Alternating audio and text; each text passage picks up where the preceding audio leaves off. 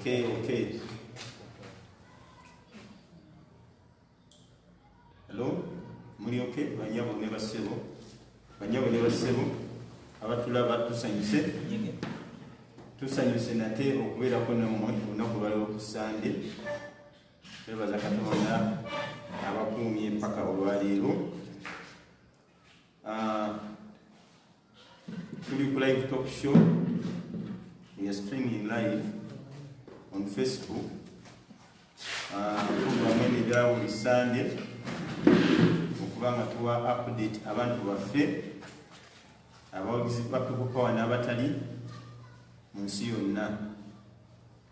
Ffe tugwa mu kisinde kya People Power era nga tugwa mu sekita ya informal sector nga nze mukulembeze waayo amanya gange nze Nyanzi Fred Sentamu. Nsanyuse okubalaba nga bulijjo enkola yaffe tujja kufuna oluyimba lw'eggwanga, tujja kufuna essaala okuva eri omukuffe Oweekitiibwa Meeya waffe Sserunjogi, then tujja kuyimba ne anthem yaffe eya People Power. Nsaba mutwegatteko olwaleero mu kwogera kuno kubanga ensonga nnyingi zitugenda okukwasaganya. Mwebale nnyo, mwebalire ddala. Kansabe era omukulu y'omu akulembera oluyimba lw'eggwanga.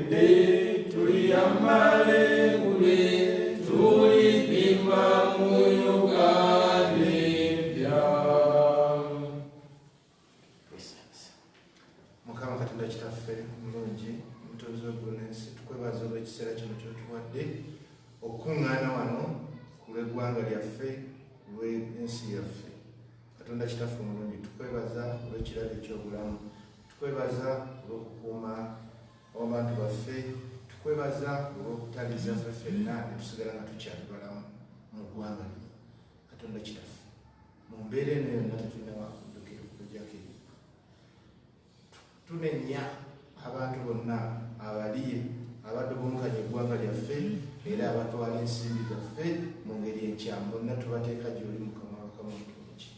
Tunenya era tuvumirira n'abo abatukijjanya era abo abakuba abantu baffe n'okubamenya. Kitaffe tubateeka gy'oli Kabaka w'Abakabaka. Mu kiseera nga kino tusaba omwoyo wo n'omukono gwo ogw'amaanyi gutukuumye ne mu lukuŋŋaana lwaffe luno obeerewo tulunga Kitaffe omulungi era mu byonna. Omukulembeze waffe Honorable Robert Kyagulanyi tumuteeka mu mikono gyo n'abakulembeze baffe bonna. Tukwebaza Mukama Kitaffe. Muza tutuule. Bannange tusanyuse nate okubalaba ku mulundi guno ogwokusatu nga tugezaako okubatuukako ku lunaku lwa Sande okulaba nga tubatutuusako information eri mu informal sector People Power ne People Power erina okutwaliza awamu tubawa ebigenda mu maaso ate n'okwogerako nammwe era tujja kubawa essimu yaffe gye tugenda okubako eri 0776 68 68 19 oba 0777668 omuntu tujja bawa omukisa okukuba amasimu nga bannaffe bano bamaze okubaako ebintu bye boogera. Bannaffe abasiraamu abali mu kisiibo bannange mwebale nnyo tukiikirira eri Allah subhana era nga tubalamusaako n'ekiramuso ekinene ennyo nti assalamu alaikum warahmatullahi wabarakatuh. Sawumu eno tugenda gifunamu ebibala bingi okuva eri Allah kuba Katonda waffe yatutonda ffenna, God the creator. Tusuubira okutusaasira mu bintu bingi nnyo, atuyamba akwate ku mitima gy'abantu abatukulembera, atuyambe atutaase ku kirwadde kino ekya korona ekifunyiza ensi yonna. Neera twebaza Katonda olwa kuba nti nno Uganda tufunye omukisa okuba nti obulwadde buno tebuzze wano. Twebaza bannange nno abasawo bonna abakoze omulimu omunene ennyo okuba nti bawa gavumenti amagezi n'okwewaayo okulwanyisa obulwadde buno, nti babudduka baasala ne bawingiramu ne bambalagana nabwo okuba nti nno tebusasanye mu ggwanga lyattu. Mu kiseera kino banyabo ne bassebo, people power nga ekisinde ekijja mu Uganda kikyali kyamaanyi nnyo era tubakakasa nti mu kiseera kino ate tukoze omulimu munene nnyo mu kasirise okutambula okutuuka ku bantu baffe era message zibadde zibatuukako. Twebaza omukulembeze waffe Honorable Kyagulanyi omulimu eddimu eddene nnyo lyakoze ocommunicating eri abantu baffe ba coordinators bonna mu districts ne mu bitundu mu regions, n'okuba nti abasinga asaza amagezi agabalambula n'abatuukako. Sebo Honorable webale nnyo, webalire ddala okulaga obukulembeze era mu kiseera ekimu tumwebaza nese kwebaza eddimu lyakoze okuba nti ayongedde ettofaali ddene nnyo okuzimba ensi ye ku kikwatagana nabiki ebigenda mu maaso n'omusimbi omunene nnyo okugemekerwa ebitongole bya gavumenti era nekikwatagana n'essente ezakozesebwa ezatwalibwa member of parliament. Ye yavaayo omulundi ogusookera ddala ng'omusajja omugumu n'alaga position ye ku nsonga ya ssente ezo. Sebo Honorable webale nnyo, webalire ddala okutulaga obukulembeze n'okuba nti okkiriza mu nsi gye tulina okuzimba mu morals nga mumu oba okuzimba obuntu. Ndowooza kyenja okusookerako nga sinaba kugenda ku kintu kyonna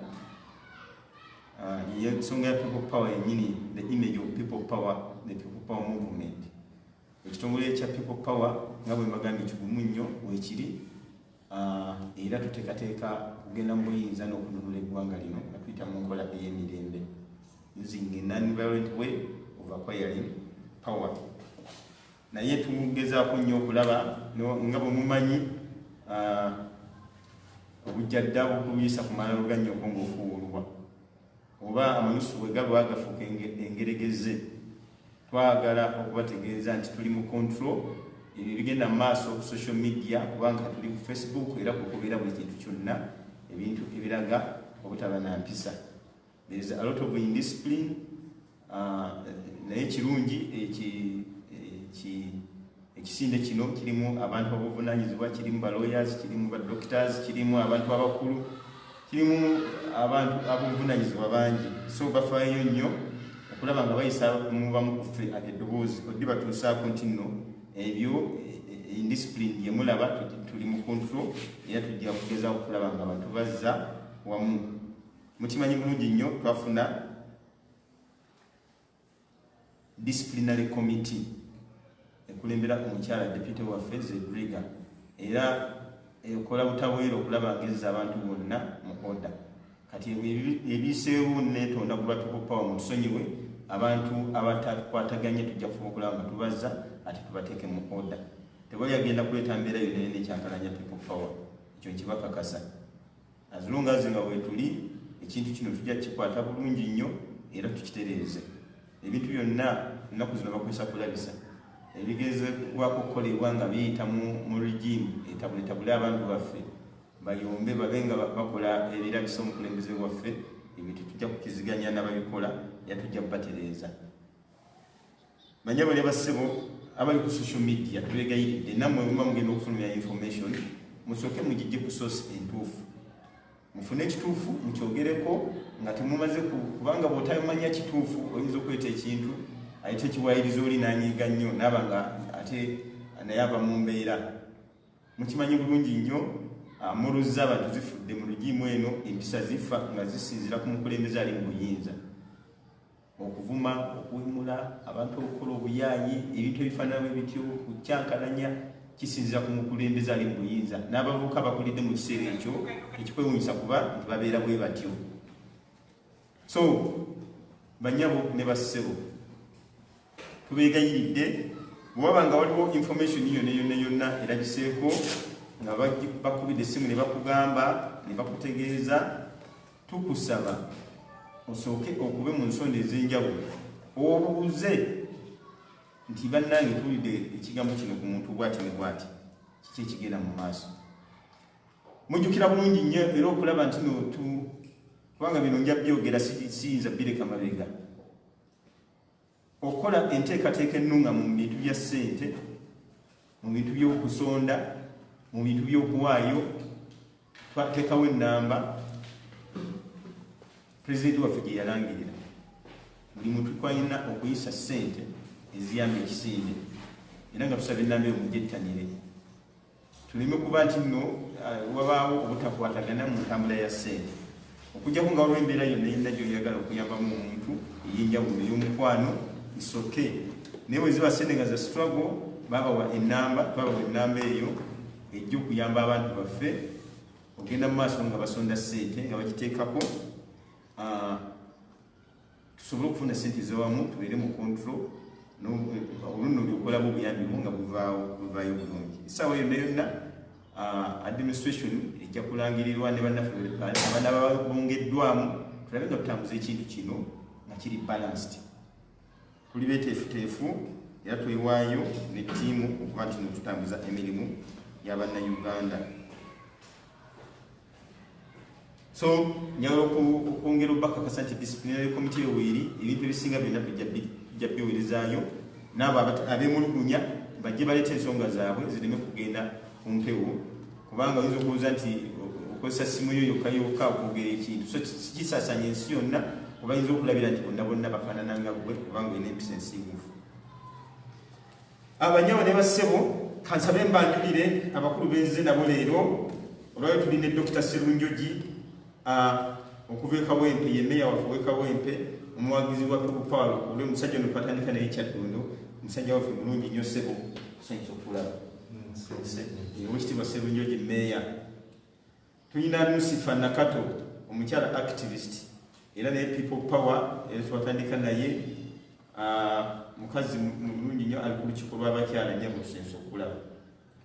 Nero mwabatakuba ku mubala People Power, our power, People Power, People Power. Omanyi coronavirus alabika ayingidde nnyo mu mbeera z'abantu eza bulijjo. Tulina omukulu bamuyita Nnyeko Derek. Omukulu oyo twamuvuba kuva mu NRM naye twamuvuba bubi yalaba kituufu n'atwegattako era ssebo tusanyusa okulaba. People Power, Our power, our power, People Power. Tulina omukulu Nasif ono nga yakulira Freedom Border. Ensonga etutuuza wano kuba tusobola okufuna amalowoozi okuva mu nsonda ez'enjawulo mu bantu baffe aba informal sector nga balina abakulembeze baabwe ensi esobole ozimanya kubanga informal sector esinze okunyigirizibwa mu kiseera kino. Kakati ensonga ezo twagala tuzijjengayo n'abantu baffe bajje nga baparticipatinge.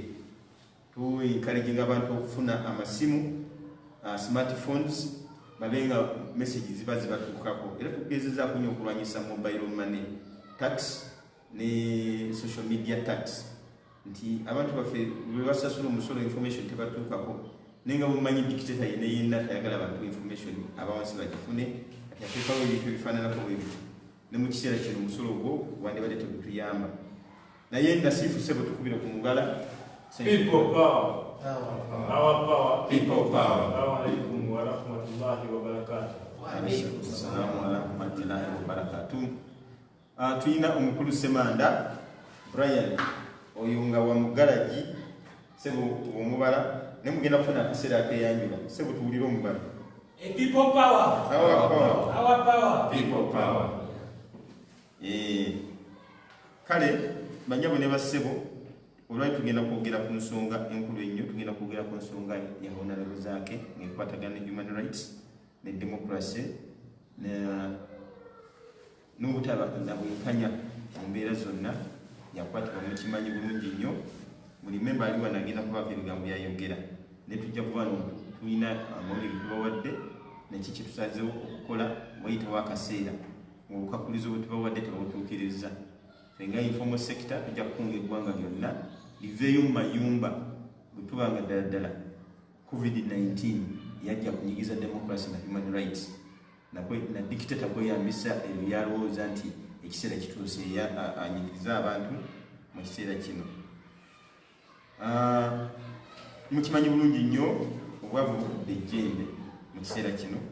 Mukimanyi bulungi nnyo abantu abamu batute akabuka kano oba ekirwadde kino ate accumulating to accumulate capital ng'otandikidde ddala ku mukulembeze w'eggwanga afubye nnyo okulaba nga draininga sente ziri mu kofa za gavumenti ate mu kiseera kyekimu n'akamani mu bantu.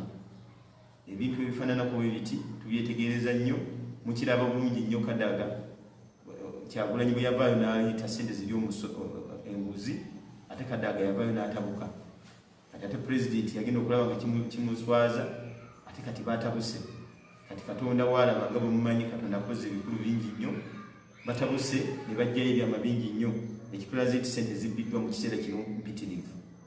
Sente zagibwayo zisukka trillion namba 0.3 ezagibwayo ku lw'ekirwadde kino mu biseera bino. Sente ezo engeri gye ziri allocated eri questionable.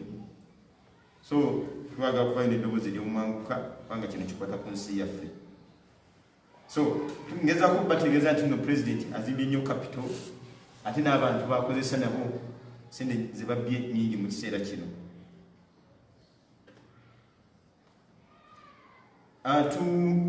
Tukukuluma ku ngeri gavumenti gye yawamba ne dominatinga okulwanyisa ekirwadde kino, the fight against the coronavirus, the corona pandemic. Government has usurped all powers and rights. Abantu abalala bonna abagana okuparticipatinga mu kulwanyisa akawuka kano ne bange dominating ze buli kintu kyonna kyonna yagala okukikolako. Emalize nga decision zekola ate zinyigiriza abantu ziyingirira ne mu ddembe ly'obuntu. Tulina okwemulugunya ku nsonga y'abantu bannaffe abali China.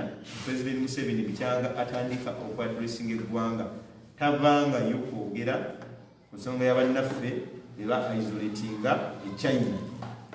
Bannaffe abo abantu bannaffe era bavayo abamu ne bagamba nti bagende babarescuing abamu ku ffe tutakkiriziganya nakyo. Rescue babarescuing bajjawa baabulira mu kibira bali mu nnyonyi nti eremedde mu bbanga ekyankalanye oba bali mu nnyanja mu ocean wakati. Bannaffe abo bali ku nsi gye bagenda nga balina passports nga bafunye ne visa nga amateeka ga China gabakkiriza. How can we talk about rescuing them or evacuating them?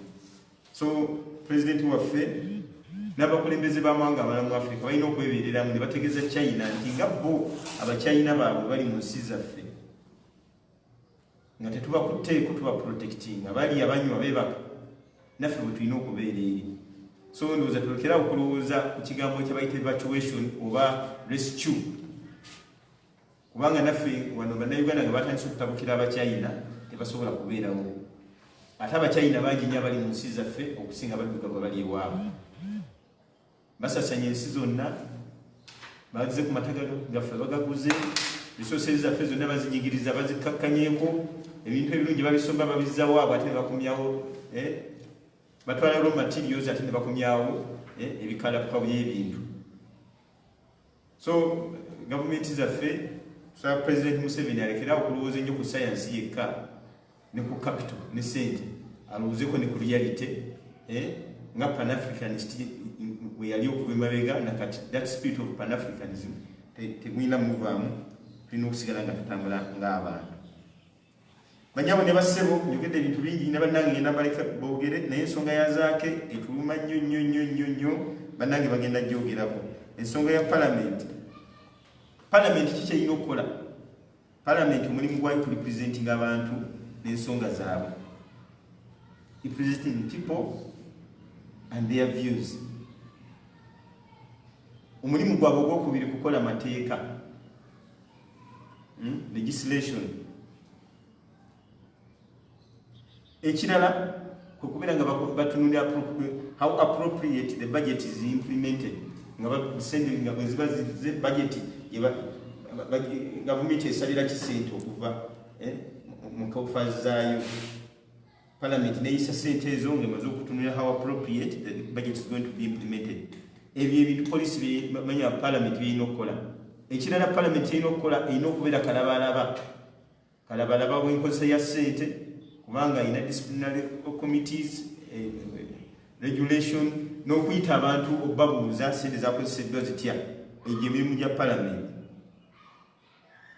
Kakati ate erina buyinza bwegabira sente.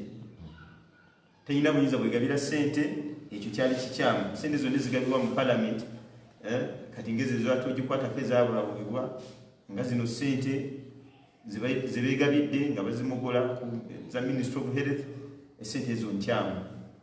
Kati we are calling upon our sisters and brothers who are our members of Parliament, baveeyo esente ezo bazizzeeyo okulaga omutima ogw'amazima n'ogulumirira eggwanga lyabwe yaffe. Kugamba enkola eno y'okuteekateeka ensi yaffe erina okutandika kati. Tetuyinza kugamba nti olwokuba kati tuli mu kizibu kino tunyage oba tukole ebintu ebituswaza. Olutalo people power mu values zaayo mweruli olw'okuzimba moral fabric egumu, okuzimba eggwanga egumu nga sente tezikukusibwa naye nga ziyita mu mitendera emituufu. Baleke ekizibu kya sente kisigale ku gavumenti, basobole okufunanga morals oba basobole okufunanga positioning nenya. Kubanga kati bwe bawa sente kiba kizibu nnyo okuvayo ne balaga obunafu bwa gavumenti nga nabo bakola ki baalya, newankubadde bagamba nti baali obusente butono ku sente zayisibwa. Kitegeeza zakozesebwa okuyisa ziri, era ziri nnyingi tebajja zitunuulira kubanga emimwa bagizibikira. Tukubiriza bannaffe abali ku position nga bali mu Parliament, bwabangawo embeera ng'eno batuulenga mangu, kubanga katugenda batunulira nabo nga batuvuddemu. Batuulenga mangu bafune position ennungi, balimenga kufuna position etuswaza ng'ey'okusikayo obusisente. Omu n'ayogera bino nga n'omulala ayogera bino. Situjja kumenya mannya naye kiswaza okuba nti ne mu kibiina ky'obufuzi ekinene osanga onayogera kino n'onayogera kino. So nga bandibadde nga bafuna position emu. People power tukiziganya nti nno bannaffe bonna abo abali mu Parliament batuulenga mangu mbagirawo nga waliwo embeera enzibu, bakanye bafune position emu ate ng'ewesa eggwanga lyaffe ekitiibwa, kubanga ekigendererwa kyaffe n'enkyukakyuka gye twagala okuteekawo yakwesa eggwanga lyaffe ekitiibwa. Balekerawo okufuula Parliament essogolero. Parliament efuuse essogolero, efuuse ebbaagiro. Olumala okubaaga omubaazi omuwa kaabuuyi ng'akulita naye. Kati bamemba ba Parliament babawa kaabuuyi, gavumenti n'egenda n'ennyama enjeru. Babalekera eddiba ne babalekera ebigere n'omutwe ne kaabuuyi. Gavumenti ye n'egenda n'ebintu byonna. Ate Pulezidenti Museveni adda eri n'efuula ate akitegeera. Nabo babakwate bwe kiba nga kikyamu. So, pozi n'ekirala, ffe nga ba people power tukkiririza mu kwa institutions ekitiibwa. Ministries, ebitongole bya gavumenti, buli kimu kikwata ku mulimu gwakyo independently nga tebayingiddwa mu bannabyabufuzi. Kati bamemba ba Parliament tebakola okufuna ssente, bajjawo enkola eya institutions okuba nti no zirina okukola. Kansabe ntandike n'omukyala Nusifa nga engeri gye bagamba ladies first, atuleetera ensonga ya zaake mpozi bw'aba asobodde atubulina ebifa mu bakyala engeri gye balumiddwa kibakwatako ku ssente za Parliament. Nyabo bwatula ebigambo. Amanya gange nze Nusifa Nakato, Commander Land Forces. Ensonga ezange nti gwe Munnayuganda ali eyo bw'oba tonnasiba kati kimu Abaganda tukiyita kimi kino kyosiba mu kiwato nga tekinnanywera kisibe. Gwe bw'oba olowooza nti no oyinayo Saviour mu Parliament owedde Uganda mwalabyeko akatonotono kuba kati mu myaka 5 bakadaga gye babadde mu Parliament oteekeko giri 3 mu something bakulazeko kahiti katono ku bubbi bwe balaze banyaguludde Uganda gwe bwobereyo ng'okyalina essubi mu kipalamenti kya wano owedde oba olinayo opposition bati bonna babbi nze nabagamba wano nga bayisa 12 bba nti naffe ababaka baffe ab'opposition ssente baali ate abamu bafuna nanyingi okusinga n'azaabenaani kakati wano wegambira nti Uganda kisisitimu kyonna tulina ki apulutinga kyonna kifu waliyo ng'okyenyuma ku bubaka bwa palamenti tetukyalina babaka ba palamenti mukama wange Bobi Wine olina positi gye wateekawo luli ng'ogenze enagula okulaba zaake ne bavugaana n'ogamba weetoolooleddwa abantu b'osuubira nti mikwano gyo naye nga misota bwekiri abantu abasinga kati abakugirako baagala kuwangula bufo tebali mu kintu kino nti bakyagala kulumirira bannayuganda bino ebintu bibadde mu gavumenti muno nga bikola nga Museveni aleeta supplementary budget nabba ssente ne ziyitawo abaka baffe ne basirika ne bwosuubira nti leader of opposition bonna ne basirika so kati kigavumenti kyonna tulina kyapulutinga kyonna twetaaga ababaka abali genuine muve mu bana ababaka babaddeyo mbusimanyi bikimu bwe tugenda okudiringa nabo no abo babadde badiringa ne dikiteeta babadde balina endya gye balya nabo nalabi wano honorable Tamaguzi nga n'amaaso gamumyuse nga takyajjukira nti n'abantu abanaku kubanga memba wa palamenti nabagamba bano bamemba wa palamenti ab'ekisanja kino beyongeza ssente 100 ku 100 ssente zaabwe basanga palamenti lyefuna miliyoni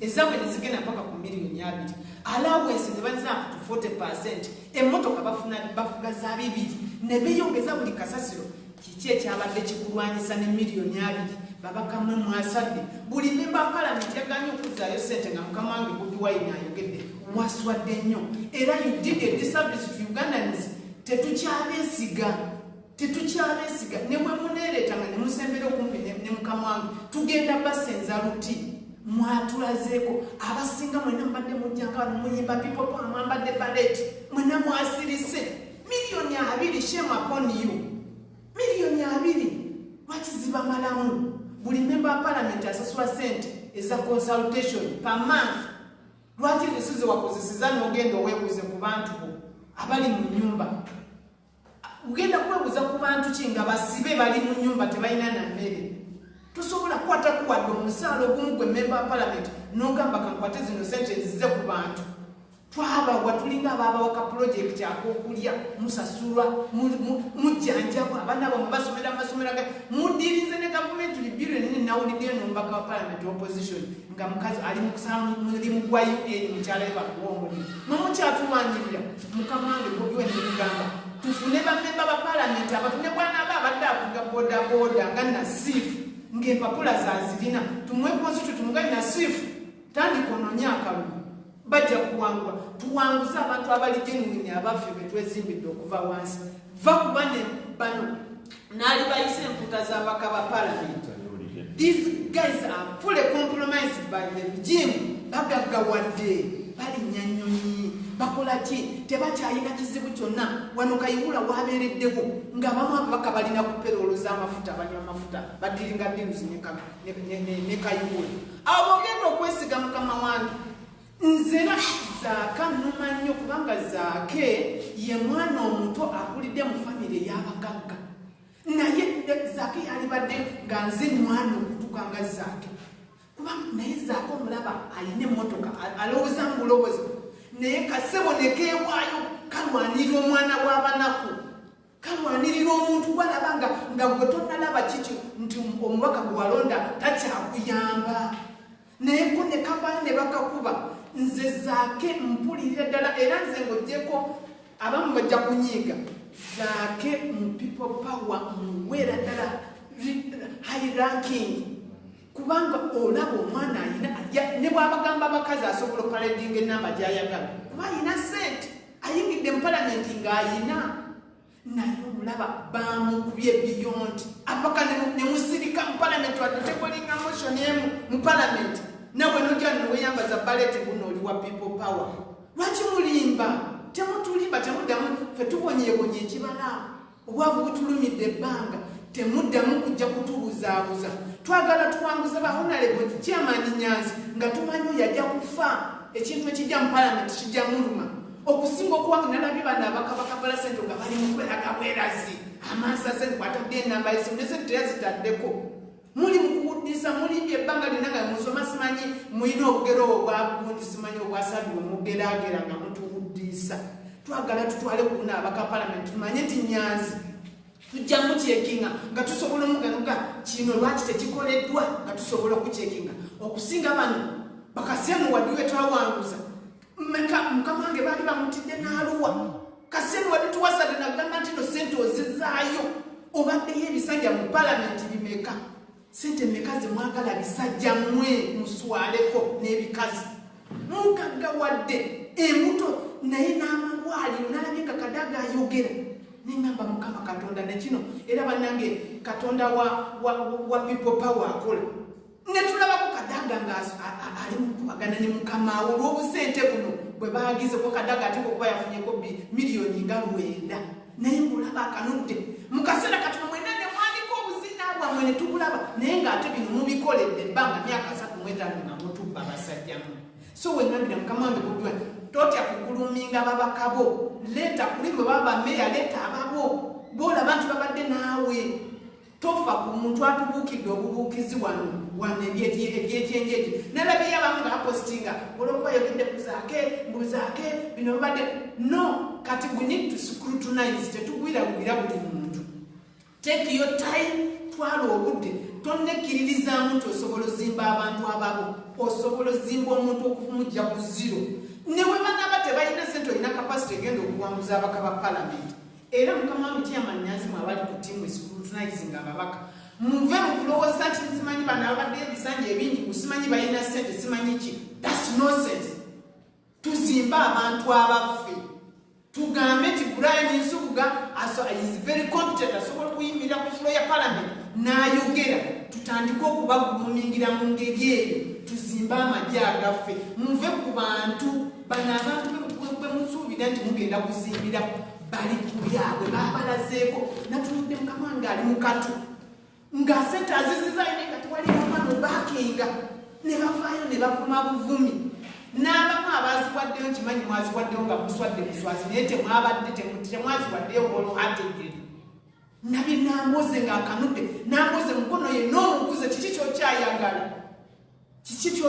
naye mwatulaze ate yenna yeerimbise mu kintu kyaffe ng'oli mufere mukama nkimanyi bwe tunaatuukira akaseera mwena mugenda kubamu nga mweyambudde ng'ensi ebalabi baffere mmuli ewaffe temugenda kwerimbikayo nga muli baffere abakyala mwenna mbeegayiridde toddamu kwenyonga ku omukyala ali eyo ekintu kino mukiwagidde njagala okwebaza social media you guys I salute I keep on saluting you abaana abali mu diaspora mwe kyemukoze siina na kyembagambako mutuyimirizaawo mutulabiridde muwanise ekintu kya and don't give up nekira temufrustrating abaana bali ku ground don't frustrate olaba nga waliwo ensobi gyakoze mwenyibokisi ng'omubuulirire temwevuma nnyo ffe tuswala ne bwomulangira ku bino omuvuma ebiringa ebiki amakufa biki ffe tuli mu kuswala so temwanika nnyo obuziina bwaffe nalabye abeenange nga baseka temwanika nnyo era buli abadde agaludde ekitalo olwaliro ng'omanye ogenda kuzzaayo era ofunyite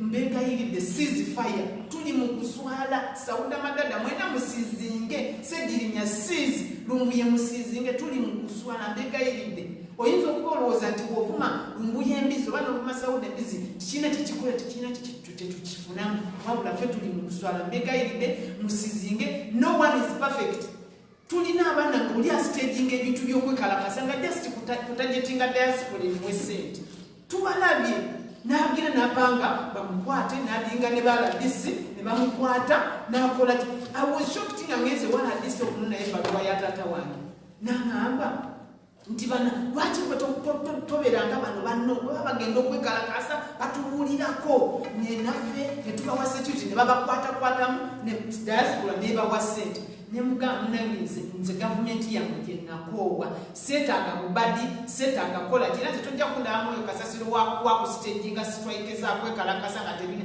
era bwe tubagambya nti kati strike tuba tugimiininga strugglinga so mwena abaliyo nga muli bastrugula ng'oli mu kintu kyaffe okiryamu buli ssente opanga ebintu byo obudde bwonaawe buweddewo nga katonda bwe yalaze abakaba palamenti ne babandika nammwe abali mu bintu byaffe nga muli mu katemba mukama katonda agenda kubalaga mukama katonda abamukuumi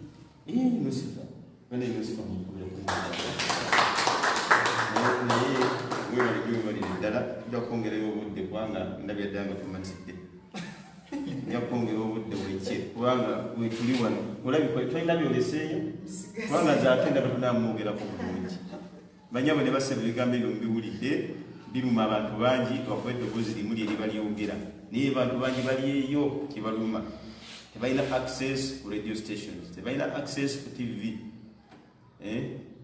gavumenti yekola egenda amawulire gonna negawamba naye buli alina essimu era tubola batwinkaliginga batufuna smartphones basobole okubanga message zibatuukako essaawa ngaeno ne bakuŋŋanira ku ssimu emu ne bawuliriza ebirowoozo ebitumibwa abantu ng'omukyalo ono naggwano nyabo webale nnyo essaawa eno katufune ebigambo wabula kansooke okukubagiza ekibiina kya FDC ekya ANT okuviibwako omukyala Barbara Alimadi kitalo nnyo bannaaye mukama mumuze mirembe mu kiseera kino kambayitire omukulu meya waffe ow'ekawempe yalina egombolola ebimu ku magombolola gasinza abantu mu Uganda okusinza ghetto omuli ebifo omuli abagwa mu informal sector omukulu Serunjogi sebo meya twazalibwa ku lunaku lumu bakwanze yange basigala bantu ba Fred nenga nange nze Manuel sebo dokita tusaiza okulaba yogera kiyamba baffe neyazanye mukama waffe wa informal sector manya Dr. Emmanuel Serunjogi Wairembe meya Kawempe division atenga ni musajja informal sector nendayo bande musajja wa atambula zomu ku bantu abanyirizibwa ebiseera bino kubanga omuluka bonna butudde tekyalikakola era nga naawe ampuliriza bweyita mu mbeera eno njagala kwogera ku nsonga nyine naye kusoba kansooke ngabaneko nammwe ebimu ku bigambo byenjogera neeba banapopawa bonna naddala byensange era kyenjagala namwe mukigambo bannammwe nti ekiseera kino twagala tweziremu amaanyi saagala kulyayo omuntu agamba nti tetuli bawanguzi nabadde n'abantu abamu nga babadde balowooza nti omukulu omu yali ku ggwanga lyonna bwana Museveni yaliko yatambula yayogera ku TV naye kyebatamanyi nti Bobi Wine awangudde nnyo mu kiseera kino era people power bwe oli wonna oli muwanguzi nnyo mu kaseera kano kayiseemu ng'oli muwanguzi wekyotumanyi ffe tetuddangako wansi mu kyanga bino bitandika omukulembeze waffe afunye ettutumu ery'enjawulo mu nsi yonna yasooka okuleeta oluyimba ne lukwata ensi yonna seneni nerutwala n'ateekebwa mu bahiro abawangudde kaweefube w'okulwanirira obulwadde buno kulwanyisa obulwadde buno ekyo ssebo nkuyozaaleza ekyo si kikye yekka wabula n'abuwagizi ba people power mwenda ekyo nkibawa ekyokubiri mu Afrika yonna ye yasooka okuvaayo okulwanirira Abafrika abafiire China ng'omuntu afaayo ku lw'abantu ekyo kyangwa tutumu mu Afrika yonna ng'abantu bonna tebannavaayo awo okuwa people power oli muwanguzi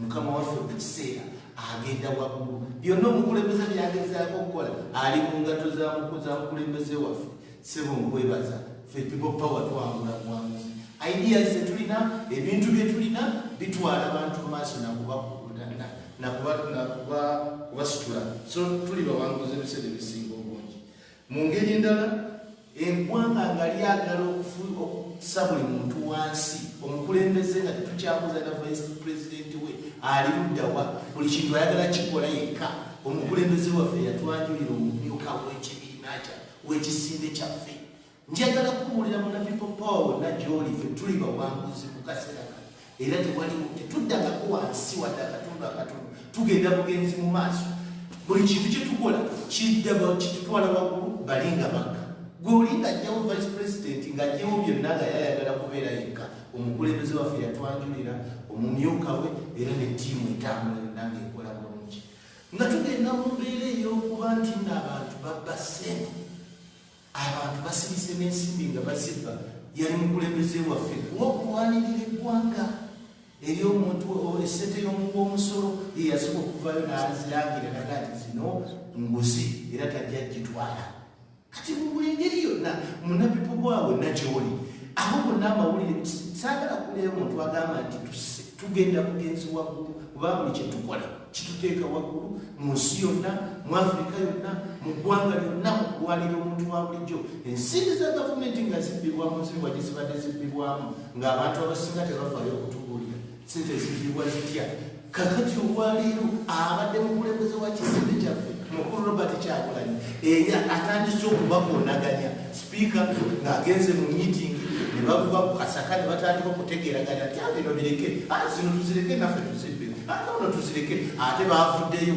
ate ne batandika okutubuulira byonna abadde buwaidi eyaleese ebyo byonna okusobola okuwulira nga sipiika boogerera ku kizibu omuganda akuyita kwogerera ku kizibu biki byali mu miitingi mwe baali bakkiriziganya nti kati zino tuzireke kati zino batudde zino naffe katutwale zino naye bwe bavaayo katonda waffe n'abatuwa n'abatulaga ensimbi ezo zonna obuwumbi n'obuwumbi basibo ne banyabo tubadde twogera ku miliyoni 6 olwa euro trillioni 2 ne biliyoni 4 ezeewolebwa okuva mu European Union zonna zibaliko zibatambuza zibagabana ng'abagabana ente yaabwe yawaka so gwampuliriza nange gwandaba naye ampuliriza n'omulala gwogenda okusasula ezo ensimbi n'omwana we agenda kusasula n'omuzukulu eggwanga olwaleero bw'owulira Zambia bagitutteko ebisaawe bagitutteko biki nga bagirwanya ew'amabanja agalina gwe kirinde kigenda kugyewo naye tekijja kujja kubanga omuntu alina vision era atuyimiriddewo era atuletedde okumanya ebyo byonna ow'ekitiibwa Honorable Robert Kyagulanyi waali era ajja tujja mu nvuba ezo so basibo ne banyamu awo mpitiddewo buyitizi naye ng'omukulembeze njagala kusasira Kampala Bannayuganda naddala Bannakawempe olw'obuzibu bwe tulimu mu kiseera kino ensi yonna ekaaba ng'abantu bali mu kweyagalira mu nsimbi gwe lyowaamu musolo bataddewo ebiragiro by'enjawulo minisitule y'ebyobulamu yajja n'ebiragiro ebiwererako ddala abantu babeere awaka abantu banaabe mu ngalo abantu tebabeera mu bantu ffenna abakkiriza nti bwabanga ddala covid gyali guidelines entuufu ez'okugenderako naye buli ggwanga lyoba oteekawo guideline yonna oba etteeka lyonna oteeka okumanya ebirigenderako bw'oba ogamba omuntu nti nno tova waka nga tajja kuva waka kugenda mu kibuga talina kuva waka kugenda wala oteeka okumuwa ebimusoboza okubeera waka ekimu ku bisooka ekikulu ekisobola okwekyayisa omuntu n'ava n'awaka najja n'akulumba yemmere kyekyokulya kati omuntu obanga tomuwadde kyakulya kiba kintu kizibu nnyo naye mukama waffe nga akulembera eggwanga lino tayagala kuwuliza muntu yenna alikulembera bwomu mu kiseera kino kyonna eky'omwezi mulamba n'ekiseera ekiro nekyeyongerako teyakkiriza magezi gasobola kumuweebwa bakulembeze bano naye olwokuba ayinza okugaa nti abantu balina emirulu mu byobukulembeze naye ate nga beebe balina omululu okusinga mu byobukulembeze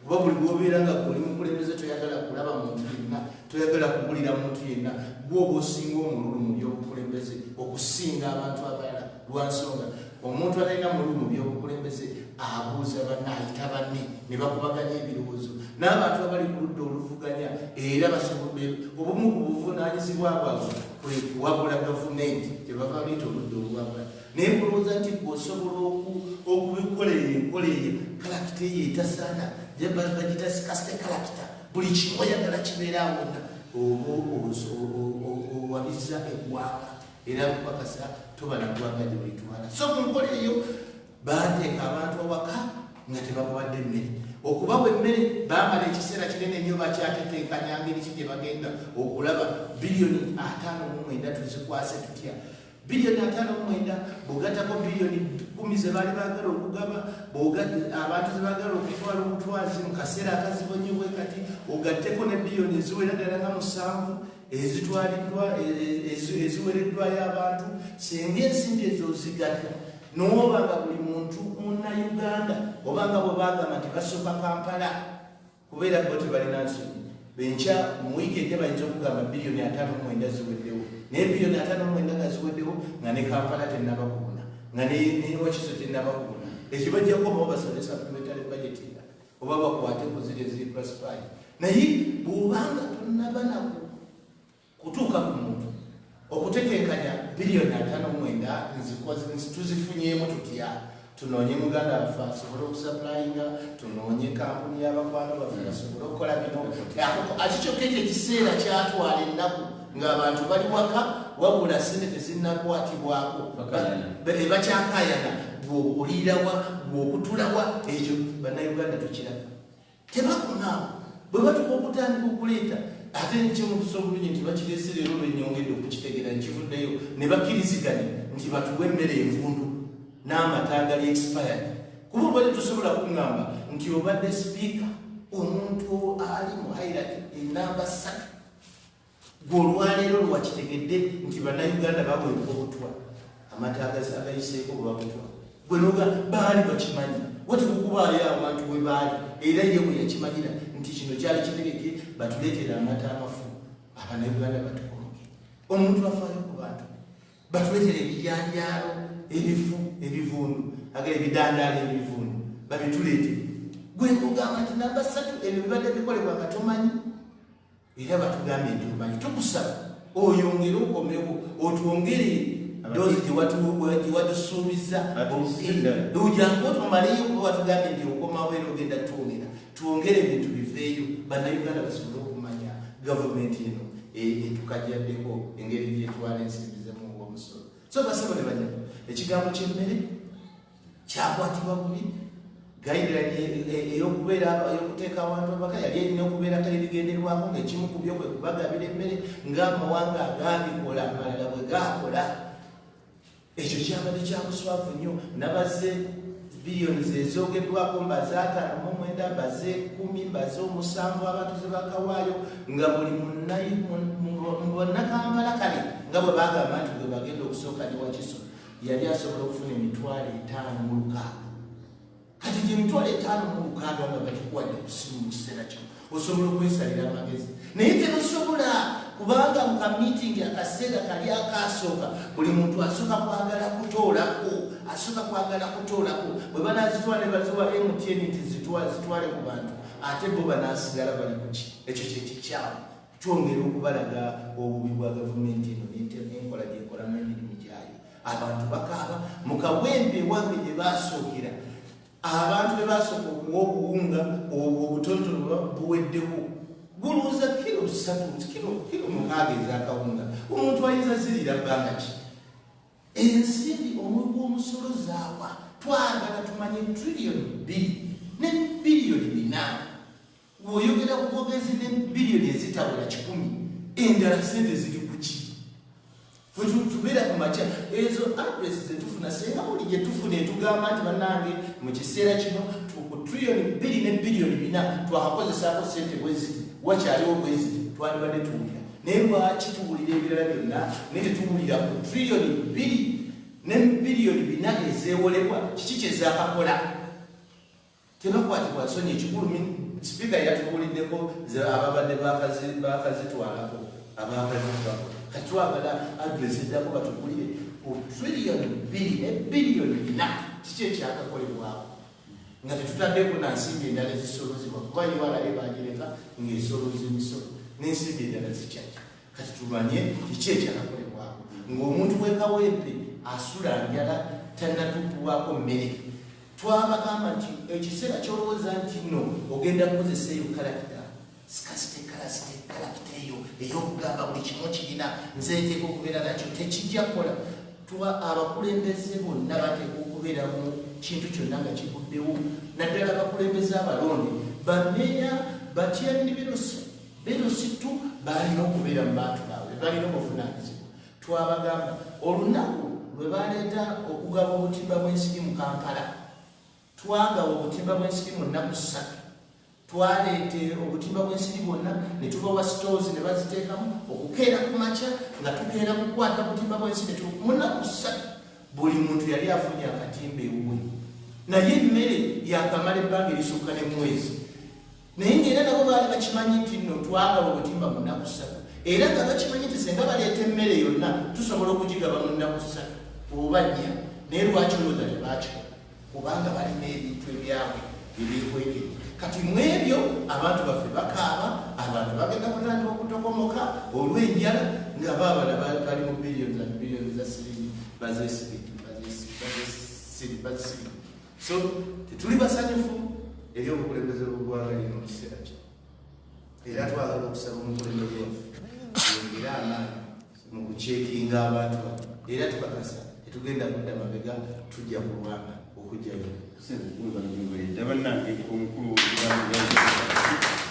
bannange nno omukulu ajeebigano bingi nnyo naye twebazaamu tuli Kyagulanyi okuba nti yavali mangu nayolesa abantu bano kitegeeza nti Kataaga singa kubi teyabeesa obunafu buliwo yandibadde tayogera bigambo bino naye kati ebigambo byonna byonna bikubye kuki ku ttaka emmere engeri ebagigabamu bagigaba politikale twebuuza mu kulusebunjodi wanondoza oli mukulu ekimala abasajja bali mu biseera bya Idi nga bagaba sukaali bwe basimanga ku maduuka n'atuuka mu nnaku 3 sukaali n'aba nga atuuse mu byalo byonna kyakolebwanga kitya n'amata byanfuna ki ebiri mu mmere eno mu kiseera kino kubanga obutima bw'ensiri butuuka mangu minisitule bwe bekikutteko butuuka mangu ne butuuka yonna n'abantu ne babugabana. What is the problem with food?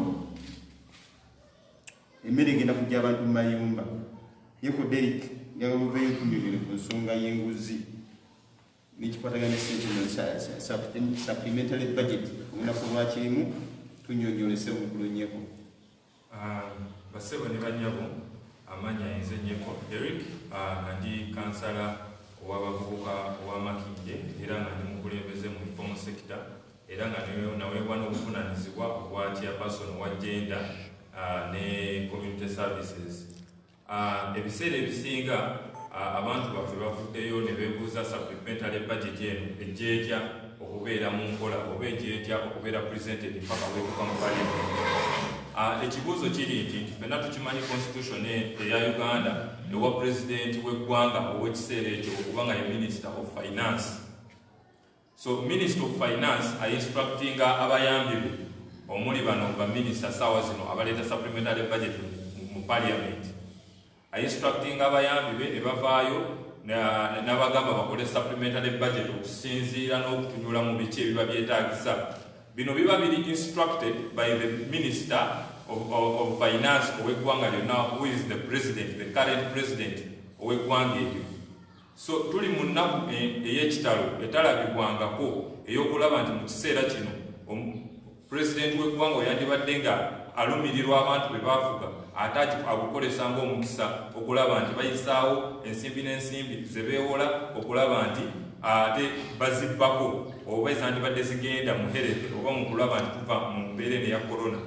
Nzirayo wali we ŋŋamba president wamala okuinstructinga minister owa finance. Minister wa finance atula ne technical team ne permanent secretary we ne balaba engeri gye bagenda okumenyaamenyamu ssente zino. Zino ssente zino temuli nsobi nti oba president w'eggwanga abadde tamanyi nti ababaka ba parliament bagenda kufunako biliyoni 10 oba nti abadde tamanyi nti ssente zigenda mu mmere n'okugula emmere enfunda abadde tabimanyi nga ye bwe yavuddeyo n'alaka eggwanga nga wabadde tamanyi era nga wavumirira ababaka ba parliament okwewako biliyoni 10. Ssente zino president w'eggwanga yali azimanyiiko kubanga yakulembera akakiiko ako. Minisita wamala okumenyaamenya supplementary budget eno nga bwe bagenda ogireeta agitebolinga mu cabinet ne bagiteesaako kimu ku kimu kyetutamanyi oba baabiteesaako ne cabinet yakkaanya.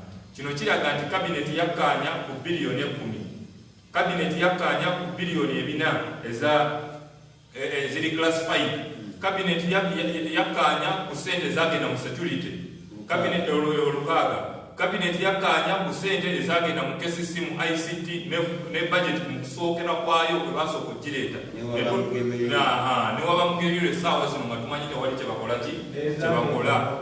Kati kitegeeza nti bino byonna bamutwalire ne ssente ze baateeka mu offisi ya president ezisukka mu biliyoni 15 n'okusobya. Ffenna tukimanyi bulungi mu mwaka gw'ensimbi 2019 mu 2020 twateekawo ssente ezigenda okulwaninga offisi ya president ne institutions zino endala bamugemerere bonna twabaterawo ssente. Supplementary budget ku ssaawa eno ejjirawa okulaba nti bagiyisa mu mbeera gye tumanyi tuli mu mbeera eya corona. Wano pulezidenti w'eggwanga yatuula ne banne ne basalawo ssente bazimenyemenye bwe batyo era bwe baamala ne baziteeta ne bazipurezentinga mu parliament. So njagala tukijjewo nti pulezidenti w'eggwanga badde tamanyi nti oba ssente bazitemeteme bwe batyo oba babaka nga bafunye. Wano waliwo obubbi obw'ekika ekyawaggulu. Tetujja kwekuba mu obutayogera nsonga zino. Wano waliwo obubbi bwe tutalabangako. Tuli mu mbeera ey'okunakuwala kubanga twajjira ekirwadde. Tuli mu mbeera ey'okulaba nti abantu baffe tebakola naye abasajja ne bakulaga nti bo bagumu nnyo bavuddeyo era bagenda kweyambisa omukisa guno okulaba nti babba ssente z'eggwanga. Tuli mu nnaku ddala nze tannumangako okulaba nti ne ssente ze tuli okukolesa olunaku olwaleero zino ssente twazeewola bwewozi nti twavaayo ne twewola euro biliyoni 6 eza euro okulaba nti ziyambako over 2 trillion Ugandan currency. Zino ssente wali emabega tubadde nga buli mwana gwe bagenda okuzaala agenda kuba abangi kwakakadde kamu. Essaawa zino tetumanyi omwana w'omunaku atunda ennyaanya agenda kuba nga abangi kwa ssente mmeka. Olwa zino ssente zetwewoze mu kiseera kino ezitaligenda mu bintu bituufu. Tukimanyi bulungi nnyo nti bwe tukuvaayo ne tuclarifyinga ensonga ne tugamba classified ne bagamba zino biliyoni 4 this is classified. Ezo kitegeeza tewali agenda kuzinoonyaako oba zigenzeewa. It is classified information. Era bwe banaaba batuwa accountability letter on ezo tebajja zitugambako nti twakwatako biliyoni emu n'egenda wano biliyoni endala n'egenda wano. Classified budget awo wewalala babidde ssente owali open kubanga bwe tuba bakwata ssente ne bagamba nti security tujaloketinze classified abataligenda kula byakulwanisa abalina okugula ebitanda bye bataligula abalina okugula skits okulaba nti abantu bakebera abantu bangi abalina making sure nti n'abasawo baffe abali okukaaba essaawa zino tebalina byetaagisa kubeera mu ddwaliro nga bahandolinga obulwadde buno. Mu cases zonna tukirabye nti ku booda bazigala bubi abantu babadde bayitawo abasirikale baffe babadde balya kyoja mu biro okulaba nti basobola okwebeezaawo ebyo byonna tubivumirira.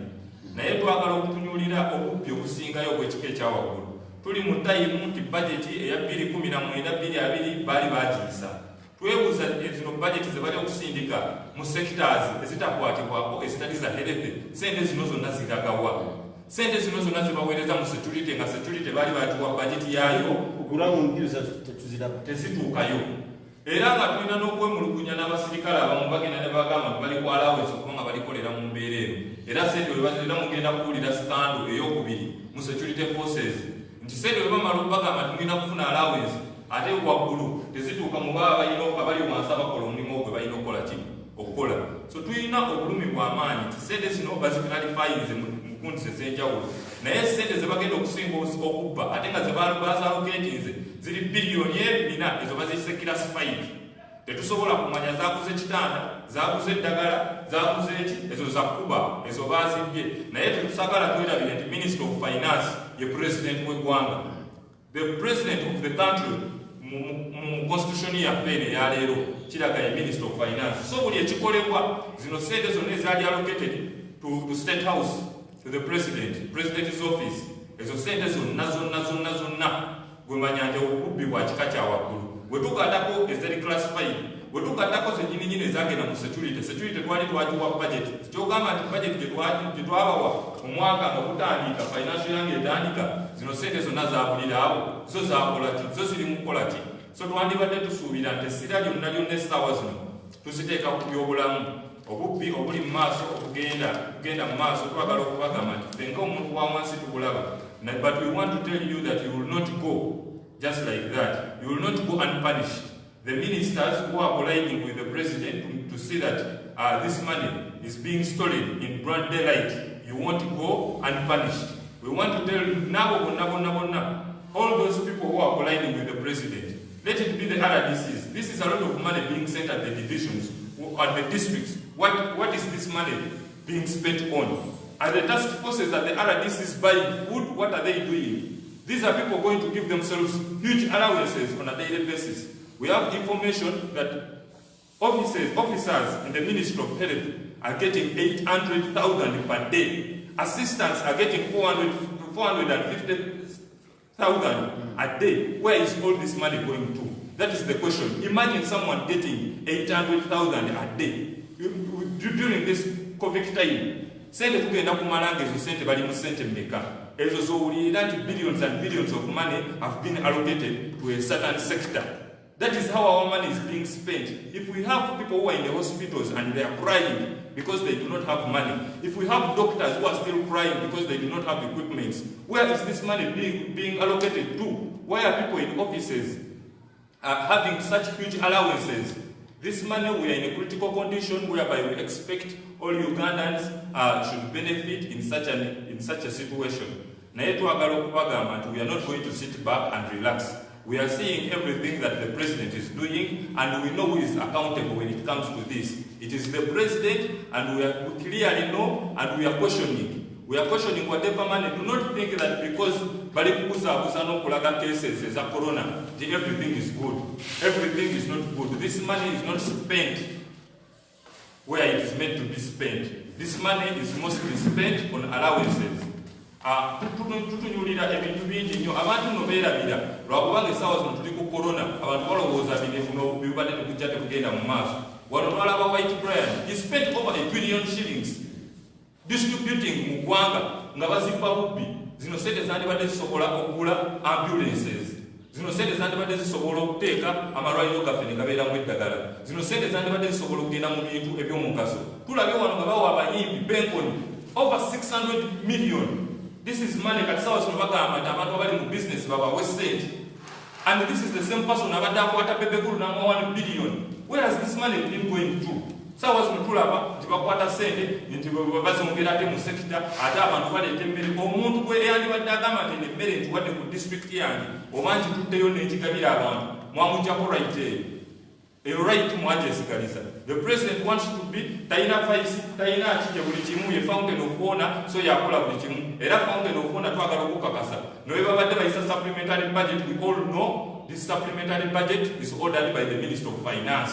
So everything that is going on, you are aware. But we want to tell you, we are not going to rest. It's such a pity that the people who are leading this nation at this very moment, in this critical time of corona, have decided not to stand with the people. Have decided to see the people die of hunger, to see the people die because they cannot get what to eat. So it's such a pity that we have such leaders today. We are going to stand and we are going to make sure that we change this. We make proper preparations for our nation, for a better health structure, for a better economy. So we have to stand down up as Ugandans to see in Embera, tugiyitamu ate njagala okubakakasa nti waliwo embeera nga korona awedde era 2021 ife mu kiseera kino kyonna kyonna tukikolesezza okulaba ate kyongedde n'okutuyigiriza nti bano ababbi obubbi bwe bali okukolesa bwa kika kya waggulu. They are stealing in papers and in numbers in finance. So we are not going to rest. Twagala okwebaza mwenna abali byonna kye mukola in whatever way you're doing to see that we fight corona. Our principal, His Excellency Bobi Wine, yavayo n'akuba oluyimba mumuvuddeyo ne mupostinga abalala muvuddeyo ne mubanja abalala muvuddeyo ne mugamba tetujja kubeerawo tusirike. So buli kimu kye mukola kituyambako ng'eggwanga ate kyongera okuteeka abantu bano mu nninga okulaba nti tubanyeenya oba tubagamba ekyo kye balina okukola. Naye njagala okubeebaza olw'okusigala nga gye muli nga naffe mutuwanirira eno nga People Power nga informal sector. We are seeing everything, and I want to tell you at the end of this, we are going to stand up and ask for proper accountability. People power, our power, people power. Banaye obukulembeze butwagala abantu bonna okuba nti bafuna eddoboozi. Era tujja kubanga buli Sande tuleeta abantu mu pulogulaamu yaffe eno okulaba nti no tubajjayo ne bawulira amaloboozi gaabwe okubatuukako.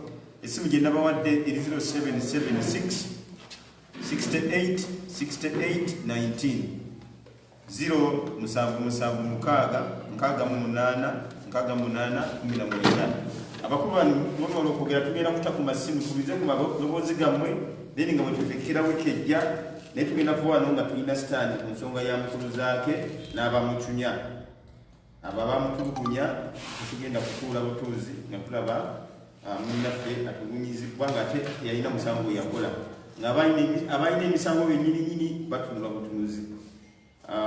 Mkulu President ebintu by'okugumaza n'okutuubulaza tubulabika tubikooye kati. Odda ku TV n'obulira nti bali babakwata ate ng'omanyiza ate bamukwata ne bamukuba bubi nnyo katono kumutta ate bali omanyi gye bali ate kati gwe kennyini gw'obuuza. Bali bumanyi sente baazitwala abamemba ba paalamenti ate oli mu banenya ku TV kugamba tukyabulibwa okulembeza ekyobuli kitegeeza state tokyasobola gitwala mu maaso. However, katubulize okuva eri Nasiifu omusajja ono omwagizi wa People Power Lukulwe naye nga yatwala banne aba boda mu kibiina kye bayita Freedom Border. Nasiifu. People Power. Our power. People Power. Kyanaku nnyo okuba ne gavumenti ng'eno ffe tukwasa nnaku.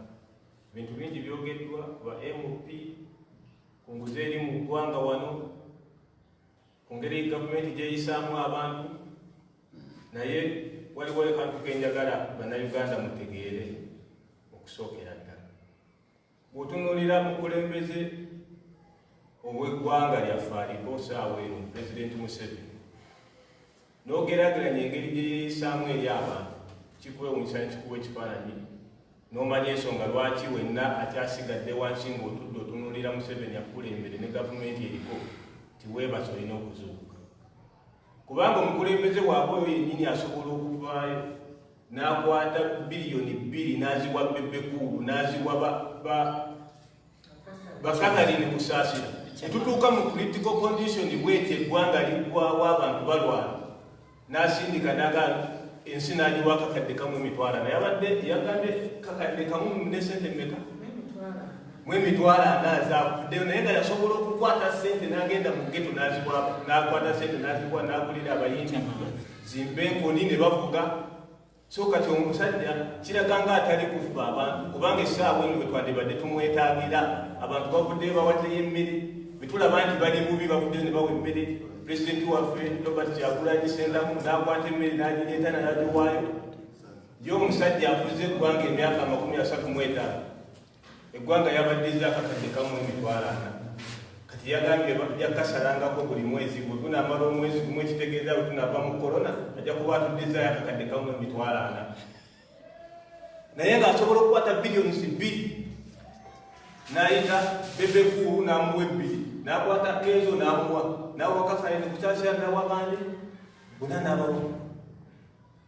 Akalala kenjagala tunuulira paalamenti y'olunaku olwaleero nti bw'ava omukulembeze agikulembera afaanana bw'ati atuddizaawo ne bye mwalabye paalamenti omukulu Rebecca Kadaga bye yatulaze wa gye tulaga. N'olw'ensonga eyo buli munnayuganda ali eri ng'olowooza tugenda mu kalulu 2021 tulonde ba MP nga obwongo otunulira MP akuli ku lusegero bakati eno yessaawa coronavirus ekyaze buli kimu Katonda akireeta nga waliwo ensonga lwaki ateesa tekirimu obulungi kati mbalagako ku bulungi obuli mu coronavirus nti essaawa eyo kitulaze nti senga 2021 atuuka ne tulemererwa okukyusa obuyinza bwa Uganda tugenda kuba tukosekose mugalo muwondo Muganda bw'agamba. Tulina kuvaayo okukwatirira wamu buli omu akole kyasobola okulaba nga tukola. Ng'obukulembeze buno bukyuka kube watali kujjako Muzeeyi Museveni tewali kigenda mu maaso olw'ensonga ti paalamenti mwenna mwalabye ekiriwo.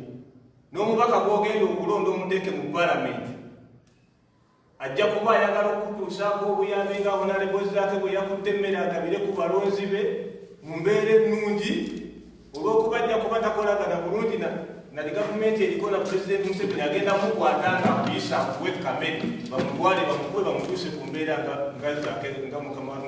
muganda waffe zaake gyaliko wa mu ddwaliro. So n'olw'ensonga eyo bannayuganda twekyekinge pozi baganda bange nze Mulindwa Nasiifu chairman wa Freedom Border Uganda abasalawo okuba nti ffe twagala enkyukakyuka.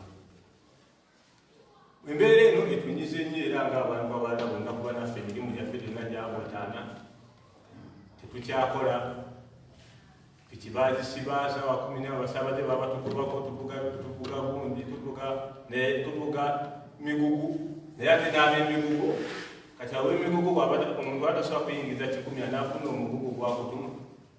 That means ffenna tuli wansi buli omu ali anyigirizibwa waali tetusobola kwetuukako. Tweyanziza nnyo bakama baffe abatubeereddewo mu mbeera eno Kyeyamanyanzi ne Power wamu bonna n'omukulembeze waffe Robert Kyagulanyi Ssentamu olweyo bwe tuba tusobodde otutuusaako ne tubeerawo mu mbeera eno ate ne ntuusa okwetondera eri buli mumemba yenna ataafunako kuba bangi nnyo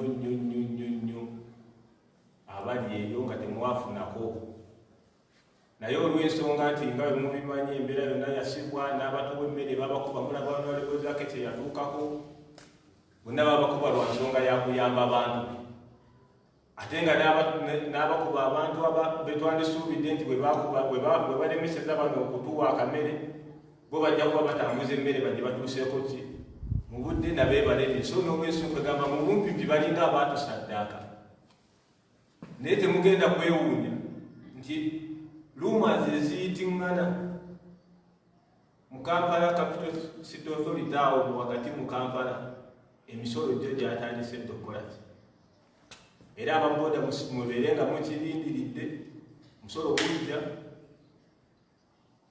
stage ezimu mugenda kutuuka okudda mu Kampala nga we wali oteeka bagenda kutwala misini awala bakubyewo bibaati awasinga bwe bagize ebibaati byalumye edda nga tulina kugenda kukola ki era mujje nga mwetegese embeera bwetyo bweri tugenda kutandika kutambuko tuli mu bunkenke covid yazze waliwo abayisizaawo obundi kyokola banooza mukabange nga kyebava bagamba nti kampuni ezizimba tezikola teziyimirira kuba newe waali ekizimbe mu Kampala wakati osanga ebibaati bikoze eki birumye ebbanga lino bwe tulutaaleka bundi bwonna ebibaati birumye ebizimbe biyimirira misinde. So n'olw'ensonga eyo tusaba gavumenti ereme kukozesa mbeera eno nga bweri ate kunyigiriza abantu bwe baba tebasobola kukwata mmere gituusa ku bantu kuba twalina abantu abatumirirwa abatufangako ne batuweereza kamere tebakyasobola tuweereza kamere olw'okutya ebigenda mu maaso n'okwata omuntu n'omukuba n'oyagala omutta obusi olw'okuba ayanja abantu bawa emmere.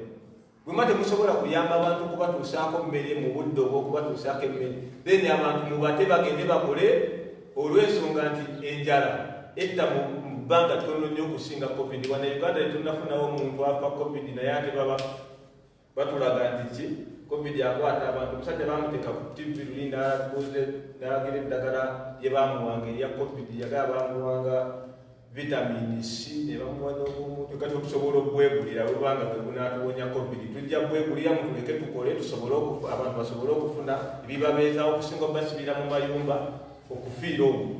oyagala tumanye eddagala ebawa abawona obulwadde bwa covid-19.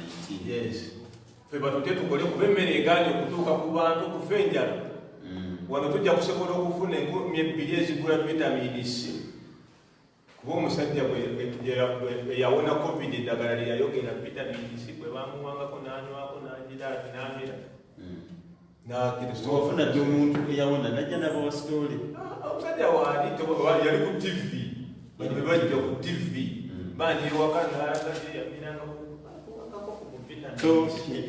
n'obulalalalawo ne batambuza embeera so kati okusinga okusibira abantu ewaka ng'emmere egaanye okubatuukako batute tukole. Ono covid tujja kubiisana naye nga tulina emmere mu lubuto kuba bagamba ate wakugwako ng'obulamu bumaze okugonda kati enjala bwena amala okutugonza ne mutuleka enjala netugonza ng'emmere egaanye tutuukako ate mugende mutuyingire nga n'omubiri gunafuye mulinga abaagala tufe obufi. Twandisabye watali mbeera yonna olunaku olwokubiri tusaba President Museveni ne batyaliibe bagule bajjewo lockdown ensi eddemu ekole kuba emmere egaanye okututuukako tukyasobola kugumiikiriza kiseera kiwanvu tugumiikiriza emmere olaba kati mwezi mulamba n'ekitundu egaanye okutuuka nze ndiwe makindi ogamba tuliyoniza lwalye naye mwe musigale nga muli balamu tebalina kulya sigamba nti bale kuba esente zaffe ffe twezisasula nazo tusigale nga tuzisaba sente zaffe ensonga egyoyogedde ng'omukulu Rebecca Kadaga bwe yatumiwo n'abatwanikira tujja kuteeka palamenti ku nninga kubangi balina okutulaga sente ezo zonna nga bwe bazitambuza. Omukulu nga bwagambye yagambye agenda kujja atwongere mu bitisa tulage sente zonna bwe zakola ki bwe zatambula. Tusaba Rebeka Lumwala Kadaga maama weeyidinda tuyambe okomewo paati 2 otwongere paati 3 otwongere n'okwebaza okwenjawulo kugenda eri pulezidenti waffe Robert Kyagulanyi Ssentamu. Nayiseeko nabadde ndambulako ewa Kisekkeero Wasijjo, omwana n'aŋŋamba okirabika omusajja waalabika ayogera ne Katonda kuba bazaayo ssente bwe yaddizaayo ssente abantu ne bagamba kati abantu babalese tebalina mbeera ffe tetunalaba kitulya naye tumwebaza olw'okugumira ku kituufu n'ayimirira nga ku kituufu. Awemba mumaaki twali mu njala ng'etuluma nga naye akimanyi enjala etuluma naye n'ayimirira ku kituufu. Weebale nnyo kutukulembera, weebale nnyo kutukulembera Mukama waffe, era tugenda kubeera naawe kuba Katonda olimu obufuzi bwe twetaaga e Uganda, olimu okutambuza Uganda entuufu. Tofaayo nti oba kino ono anaakitwala atya naye kutambuza Uganda mu butuufu. Tweyanziza nnyo tweyanziza. Weebale nnyo, weebale ddala Mukulu Nassif, weebale nnyo obubaka obwotuusizza buli wa booda erina ndowooza abadde represented. Nammwe bannaffe abadde batamanyi bigenda mu maaso. Kambawo omusajja asembayo bamutassemanga ndowooza mwefuna yatuule atuwulire ebifa mu galagi n'embeera zaffe z'abantu baffe aba bulijjo. Balamusizaako nnyo abatulaba mu Uganda ne mu diaspora. Amanya gange nze Simanda Brian, ndi makanika kanikira mu kibuga Kampala naye nga nsinga bwesinga mu Kisenyi. Mu Kisenyi banjogedde Kampala Central, wano nga mu informal sector tuli bamakanika. Okusookera ddala nze omwaka gwange njagala challenginga gavumenti ne task force ababaga b'emmere, kubanga bwe baali bakola lockdown basooka ne basuubiza tibagenda gaba emmere mu Kampala ne Wakiso okusooka. Kati wano nno njagala challenginga task force ne gavumenti ekulembera Pulezidenti Museveni tibaveeyo balage engaba gye bagabyemu emmere, oba Kampala district ebyalo ebigirimu byonna byatuuseemu emmere. Ekyo kimu. Namba 2, njagala challenging task force eveeyo erage bannayuganda engaba gyegabamu emmere. Awo wetandikidde. Ngenda tandika n'ensonga ey'emmere. Bazze bagaba emmere awevanze kyennaatuukako naye mukyala wange ye yalabako ku bwe bagiwadde baneiba baffe, kubanga abo baneiba baffe waliwo abagifuna ffe ne bagamba bajja tutandikirako olulala. Emmere gye bagaba okusooka gye bagaba ebijanjaalo nga byo bifu ng'olina osooka n'obyoza simanyi n'obinyika n'okola biki nga bwe mwabiwulira. Amweri eyo waliwo n'abakyali era be bawa amata ne baganywa kubanga baali mu kiseera kya njala nga betumanyi tirokoddawo. Wano nno wenviirayo era okusaba bannamateeka okuva mu Uganda ne ku international scene okuvaayo okuyamba ku bannayuganda bwe kiba kisoboka tusobola otwala mu gavumenti eno mu mateeka mu ICC okusingira ddala, kubanga pulezidenti nze namuwulira nga ayogera yagamba omuntu gwe banaasanga agezaako wa munne ekyokulya bagenda muvunaana attempted murder. Kati akaseera ako sipiika yavuddeyo n'agamba baawa bannayuganda amata agali expired. Kyetuwulidde obulungi era kyetumanyi nti amata agali expired tubeera butwa. Baavaayo ne bawa bannayuganda akawunga akavungu. Kyetumanyidde ddala obulungi nti buli lwoli emmere eri expired ekozinga ebitundu by'omuntu eby'omubiri, then gavumenti yeyina okuvunaanyizibwa mu musango ogwo ogwa attempted murder, era ng'omusango ogwo twagala ba lawyers okuva ku international scene ne mu Uganda abeeteeseteese bajje batuyambeko ffe twatukwataganye dda nga bamakanika tuli mu kuŋŋaanya emikono. Tugenda twala gavumenti, tugenda twala Anthony General, Parliament kulemberwa sipiika mu mbuga z'amateeka tubavunaane olw'okugezaako okutta bannayuganda aweeveriyo era abalwadde nga abamu balwadde obulwadde okuva ku bijanjaalo ebyo bye babawa tubamanyi bulungi. Namba 3 nyongera okukyalenjinga kuba ndi makanika sibeera mu Kampala wokka tambula ndi muwakiso nyingiramu kyalenjingira ddala pulezidenti ne task force baveeyo banyonyole bannayuganda emmere ez'ereceiving okuva mu badoona engeri gye bagitambuzaamu mu bitundu bya Wakiso batulage engeri gye bagigabyemu mu byalo by'e Wakiso kuba nze nina evidence nti omuntu amala vaayo nga munnayuganda neyekubira endulu neyeyambula oyo gwe batwalira emmere endala bali mu gitunda era okunoonyereza kulaga kwenyinanze ng'omuntu kulaga nti balina tiimu singa ovaayo ng'ogamba nti genda kuwataniza obuwunga 10 task force yateekebwawo ku prime minister's office bo bennyini bakugamba nti oba obadde ogenda wa ttani 10 kati twagala oleeta ettani emu tukwate abamawulire bano abentonga b'ettani 10 endala tugende tugabane omunyago. Ekirala nabadde mpuliriza amawulire kiro nga minisita w'ebyobusuubuzi agamba nti batwala emmere mu laboratori ne bagyekenneenya kyekibalwisizaawo. Njagala omukyalenjinga amagi ge bazze babatonera okuwa bannayuganda amatooke ebyokunywa soda mazzi sukaali ebyo babitwala mu laboratori ki era twagala tuveeyo baveeyo n'ekibayongero kitutangazaamu kubanga ffe tulina obujulizi tulina n'amawulire n'okunoonyereza okwaffe nti ebintu ebyo bo bennyini bali mu bigabana bo nga abaminisita bo nga aba prime minister's office bo nga task force ebintu ebyo magi matooke bwe bituuka wali nga bo babyegabanya soda ebimu nga bazzaayo mu maduuka batunda kubanga ababadde bali ku social media munanjulira mubadde mulaba waliwo olupapula lw'amawulire olumu oba kampuni y'amawulire emu eyakubye eyakoze nayo okunoonyereza n'ejjayo obusawo bw'obuwunga obusawo bw'ebijanjaalo bwe baali bateeseteese okugabira bannayuganda nga buli maduuka g'abantu bali mu kutunda. Twagala okyalenjinga gavumenti mu nsonga eyo.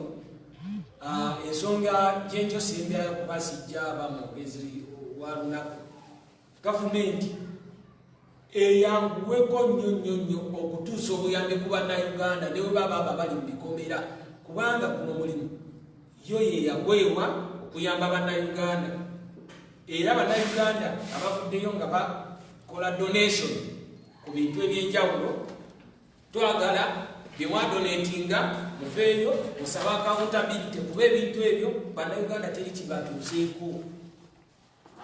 kibatuuseeko bannayuganda bali mu kufa njala bannayuganda bali mu kunyigirizibwa okutabangayo eno gavumenti n'abakozi baayo bali enjoyinga obubbi.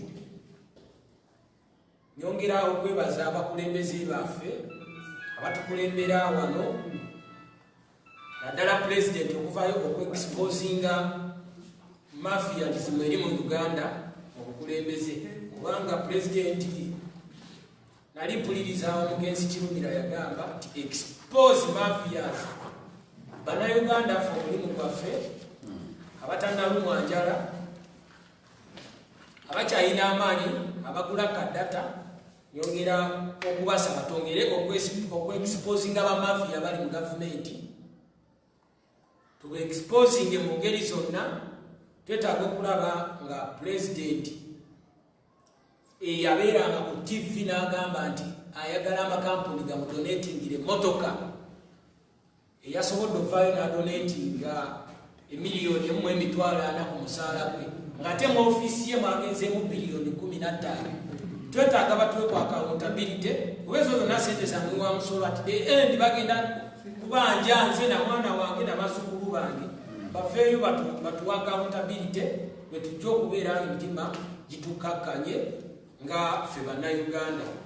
Era twabadde tusuubira nti pulezidenti mu bukulu bwe nga ye bwazzaawa ng'agulirira abantu abavaayo okwogera amazima n'abawazimpa enkono n'abawa emmotoka n'abawa obusiringi sente empitiivu eby'obukadde 8 nti ye bw'anaatukodonetinga agenda paakinga wano emmotoka enzijja zijjule Kampala inajjule naye bw'aba teyakikoze n'asobodde leeta miliyoni emu emitwalo ana which means Uganda tetukyalina mukulembeze nga sipiika wa palamenti bwe yayogedde yagambye nti tewakyali afaayo tetukyalina atufaako ffe nga bannayuganda so pulezidenti tumuexposinga twongera omukyalenjinga nti ye bulijjo ku byasaba ne bulijjo ku byawa abantu abavaayo okwogera amazima kwetwandirabidde ye kikyaleese okudonetinga eri task force era twongerera ddala omukyalenjinga nga pulezidenti baveeyo batuwa accountability ku ebyo byonna sipiika byayogedde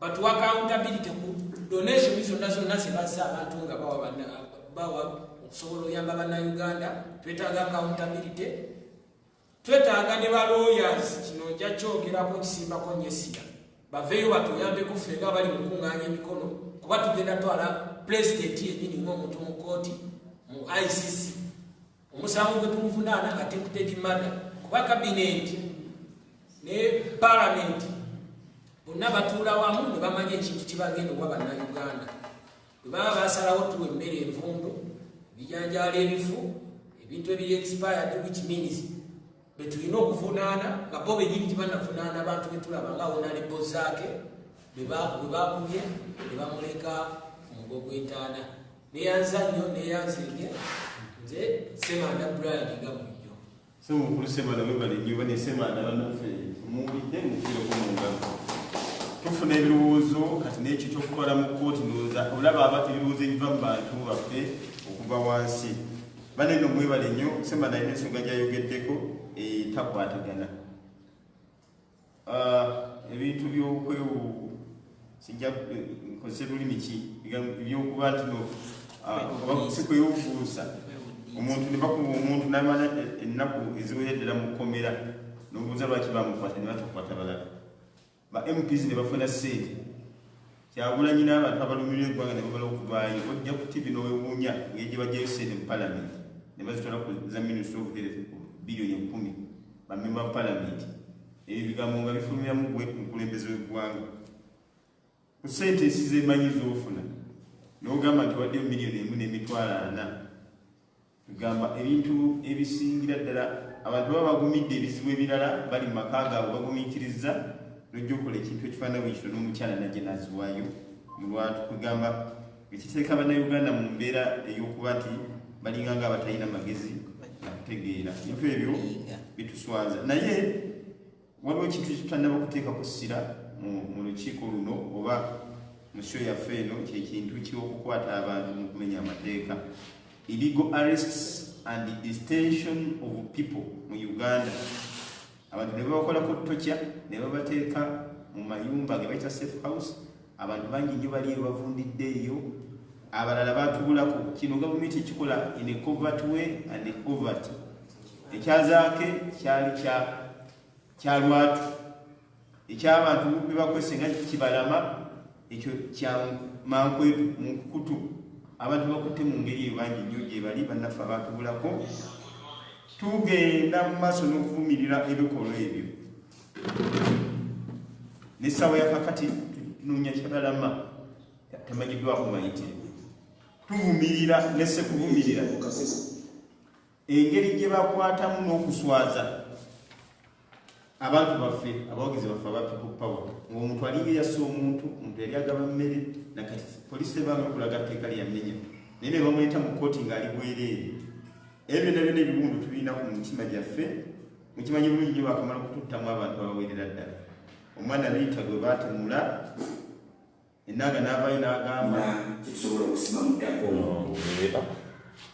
enanga n'avaayo n'agamba nti nno kamera zaali teziriiko Rita nakati ebiwundu tukyabirina ne bakuba omwana essasi kyeyune omusirikale yamukuba essasi nakati tateekebwanga mu lwatu kumanyibwa kyetumanyi bamutana dda tetujja kukkiriza musayi gwa bannaffe kuyiika bwe tutyo mu kiseera basaba bannayuganda mwongere okusabira zaake nagenzeyo ne mulaba nze kennyini naŋŋamba engeri gye bamukubamu era n'amaaso ge tegalina bakuzibuka kulaba akutegerera ku ddoboozi ebyo nabyo n'ebintu tubisirikidde tewali nakyo kitweranidde tugenda mu maaso n'okusaba gavumenti ekwate abantu abakubazaake, ekwate abasirikale abatomera liita, ekwate abasirikale abatta kyeyune. Jjukira ne mabega tujjukira engeri yasirika omuma gye yattibwa. Ebyo byonna byonna ebintu tewali na kimu kyavuddeyo. Twagala mu nnaku 10 poliisi eveeyo eyolese abantu abakubazaake, kubanga abantu baffe batubuuza eyo basobola okwekolera investigation ezaabwe ne bakola kyemutandyagadde. So mu nnaku 10 muveeyo mutulage abantu abatuusa obulabe ku zaake. Ate ffe abali mu kisinde kya people power ekya informal sector netulya zigweya, tewali kyetuleka nga tekiri answered. Ebyo byonna byonna tugattako obwavu buluma abantu. Mu kiseera kino tugenda kufuna amasimu, naye tulina bannaffe bebakutte abali mu kkomera, tubafolowinga era tugenda kuvayo nabo tubalwanirire. Katufune essimu okuva ebyo omukulu w'omusebo. Halo, avuddeko. So gwe buli agwa mu kkowe yanneekolera gyange, abagwa mu kisinde kya people power, aba informal sector, essaawa yonna yonna message ejja batuukako, tulabe engeri tuyinza okwerwanako oba baawo embeera ey'okwongera okutunyigiriza. Abantu baffe obwavu battira mu mayumba, naye sente zinyagibwa mu muzindo. So situli bamativu nakigenda mu maaso.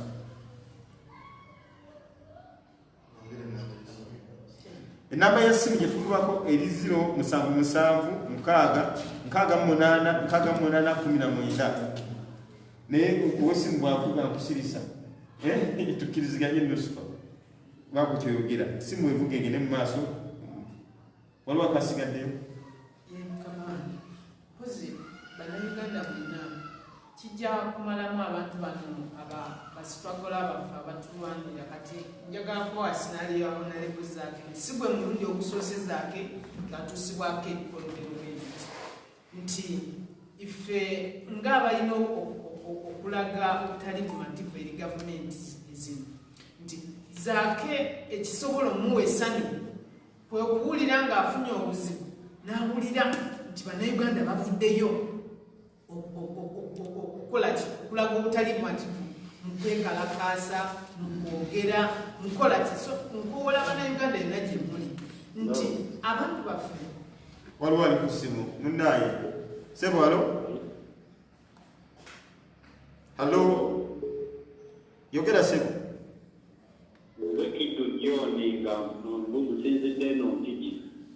Tukuwulira bulungi nnyo, labda nclear. Kati twebaza nnyo obukulembeze bwa informal sector busobodde okukola ennyo, naye nze ndi mu Mpigi, naye Mpigi disitulikiti eno okuva lumwalonderayo abakulembeze ba bifofwa tetulaba kitambula. N'olwekyo tusaba amaanyi gongerwemu, obukulembeze bubeere nga bukola, tulaba omulimu gwa people power nga newankubadde ffe abantu nga tekyekolamu omulimu. Ekirala ekikwatagana ku bulwadde, tuwulidde ensi zigezaako okunoonyereza ku by'obulwadde tusobole okufuna vaccine oba eddagala erifuunya. Guno gwe mukisa Africa gwebadde erina, naye mu Uganda nga tuyina ne bahabalisa abatugamba nti basawo ba kinnansi, ki kye bakozeewo okulaba nti banoonyereza ku ddagala erisobola okuwonya obulwadde buno, kubanga ekifuba kino kifuba lubyamira w'amaanyi, naye bakozeewo ki twawulidde. Webale nnyo Sebo. Omulala Sebo, ate tukuwulira? Tukuwulira Sebo? Tukuwulira mukadde waffe, tukuwulira, yogera. Kale Sebo nawe gyebale. Naye nze mbadde nsinga okwagala okuyamba muko siŋŋanda, njagala kubasita ku namba ya people power oba oba kontakiti nanti aba kutemunate sobola okubako nekufuna kuyambi mumbeera kubanga okulera ennaku zino ebizabizeno okugenda kusiika naye twafunamu kutimate yaba kukwatamu tulina kubeera twatuuka nga tuli okufuna bakuganye nga Sebo ekyo tukitegedde ennamba eno yenyini gyokubyeko gyokubako tukuwe ajja kuwa ennamba yaffe oyambibwe n'oyaffe ajja kuyambe webale nnyo ssebo.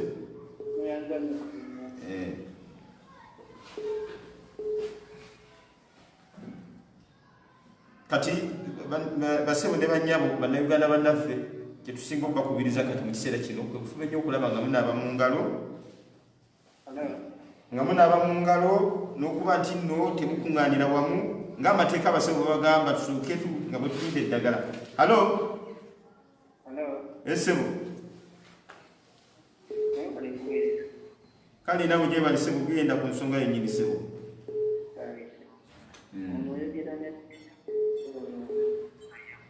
Mukenyeeka yabwe otyo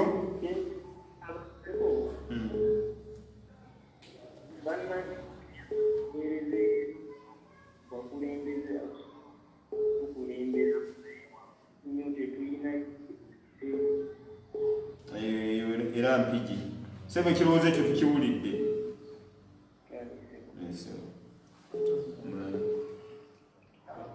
Halo kati mukyala Yusufu amaliza ensonga naye kyetubadde tugezaako okukatiriza bannayuganda bwenna mufube nnyo okulaba ekintu ky'okunaaba mu ngalo kituyambye kubanga kikendezezza n'obulwadde obulala. Halo esebo amanya n'ebibuuzi mpigibwa Hassan Kirumanyi people power esebo kakati tubayanziza oli ludda wa ssebo obeera wa ssebo nsinzidde wano mugema kusiika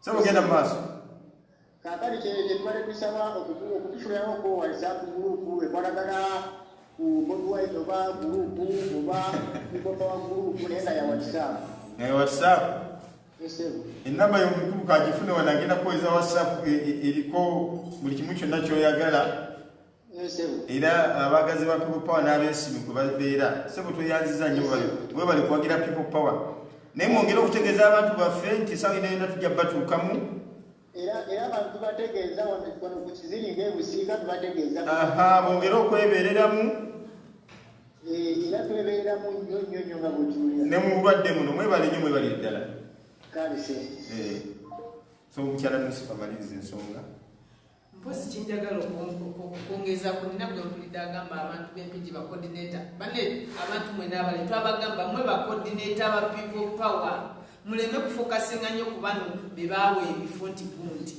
kinyumirwa nnyo kisanyusa nnyo okuwulira ng'owa bodaboda nsimanyi nze ndi wa bodaboda okuva ekayabwe nze coordinator wa people power nga wakyewa era nga wekulamu n'omulimu temulinda bano betwabwa bifo simanyi biki gwe bwolaba nga takola weebwa okuvunaanyizibwa ebintu byaffe tebiri nga mukama we wagaya biri infomu ebyaffe ebiri infomu tolinda oyo gweoba tomulaba gwe weekolemu omulimu londa okukulembezawo ntandike okwewa emulimu era musobola n'okujjaano ne munaffe gurupu yeekayabe fe tukyaddeko ekamukya fe tukyaddeko ewa mukama waffe Bobiwine tolinda bano simanyi baani byaffe tebiri fomu nnyo biri awo mbadde mbagamba ku kino ekyakunalebo zaake nti kijja kuswazanga nnyo abantu baffe bakama baffe abantu baffe mu bipopa ng'ola abanyigiriziddwa nnyo bakubiddwa kuba natunulidde zaake ng'omubiri gwe gwonna guli totally scratched naye nga tetumanyi ennyama eyo baagijjako naki amagulu gonna takyasobola kutambula gabeera gekokoze eki so kisanyusa zaake buliri bwali ku kitanda wali nga maaso talaba kwe kulaba nga ali mu buzibu nga muvuddeyo mu abantu ne mulaga nti byebamukoze bikoze eki bibalumye naye gye banaakolanga bakama waffe abantu baffe batuusibwako obuzibu mwe musigalemu nga mulaganga nti mu embeera ya Museveni mwagimanyiira Museveni bw'atyo abo bazaake waliwo gwe nawudde agamba abo bazaake mukutu ogumu ogwa Buganda ogwa WhatsApp ng'omuntu omu akuddaala ng'agamba ye kazaako bakafa kafebe kafa Uganda tetambula kuga n'owulira omuntu awawulira nti baamalayo. Njagala okukakasa abantu mwenna nti obudde bwa Mwami Museveni obugenda butuuse. Kino nalabyeko ennyanja nga zijjudde nga ekoboko ennyanja ejjudde nga lekalubata ejjudde ng'enkuba tetonnya wabula nga zijjudde. Nalabye serena y'ekigo ng'eflootinga mazzi bweti. Nendaba ploteya y'entebe ng'eflootinga mazzi. Ezo zonna sayini eziraga nti Mwami Museveni obuddewo bunewo ne bwondo basente. Yesebo amanya ne tukuzi ingini Katumba Panado ingini Nusifa naye genda mu maaso. Ingini ya Katumba Panado webale nnyo informal sector. Njagala okubeebaza enteekateeka ya pogulamu eno Yesebo nti ekyamutuma olunaku lw'esitande nga luno ffe twaluwaayo dda okulaba nti enteekateeka ng'eno bannayuganda era tubalaba n'okuwulira ebigambo oboolyawo ebiwoomera. Naawe ingini ya Panado bakuwulira naye mukadde wange mwogedde ensonga nnyingi naye sinda kuteebaza abakulu abawaddeyo obudde nga meeya ow'eddembe Sebo coordinator waffe wa People Power okimanyi bulungi nnyo Sebo chairman Nyanzi ekiba kibe n'okukibangulira mu Kampala Central. Naye Sebo mukama wange ku nsonga ze muwadde njagala okubabuulira nti Sebo meeya wano waffe mu Kawempe abantu enjala bafa baleeta ebijanjaalo naye ng'ebijanjaalo bifunyi baleeta byankira mwaka olwabeera akawunga kennyininyini ne mukabula tekakyajja nolwekyo mbadde nkolera nga gavumenti erowooza ku bantu baayo era ensonga mukirina okuvaayo nga bwe tuvudde ku nsonga ennyingi n'okulabisa gavumenti eno nolwekyo olw'obudde obutono mbadde nsaba ne sekusaba nti ku kigambo kya ddaake tulinza ekigambo kimu ffe kyemutuwa sebe tulinza ekigambo kimu n'eddoboozi abantu bano okubeekolereko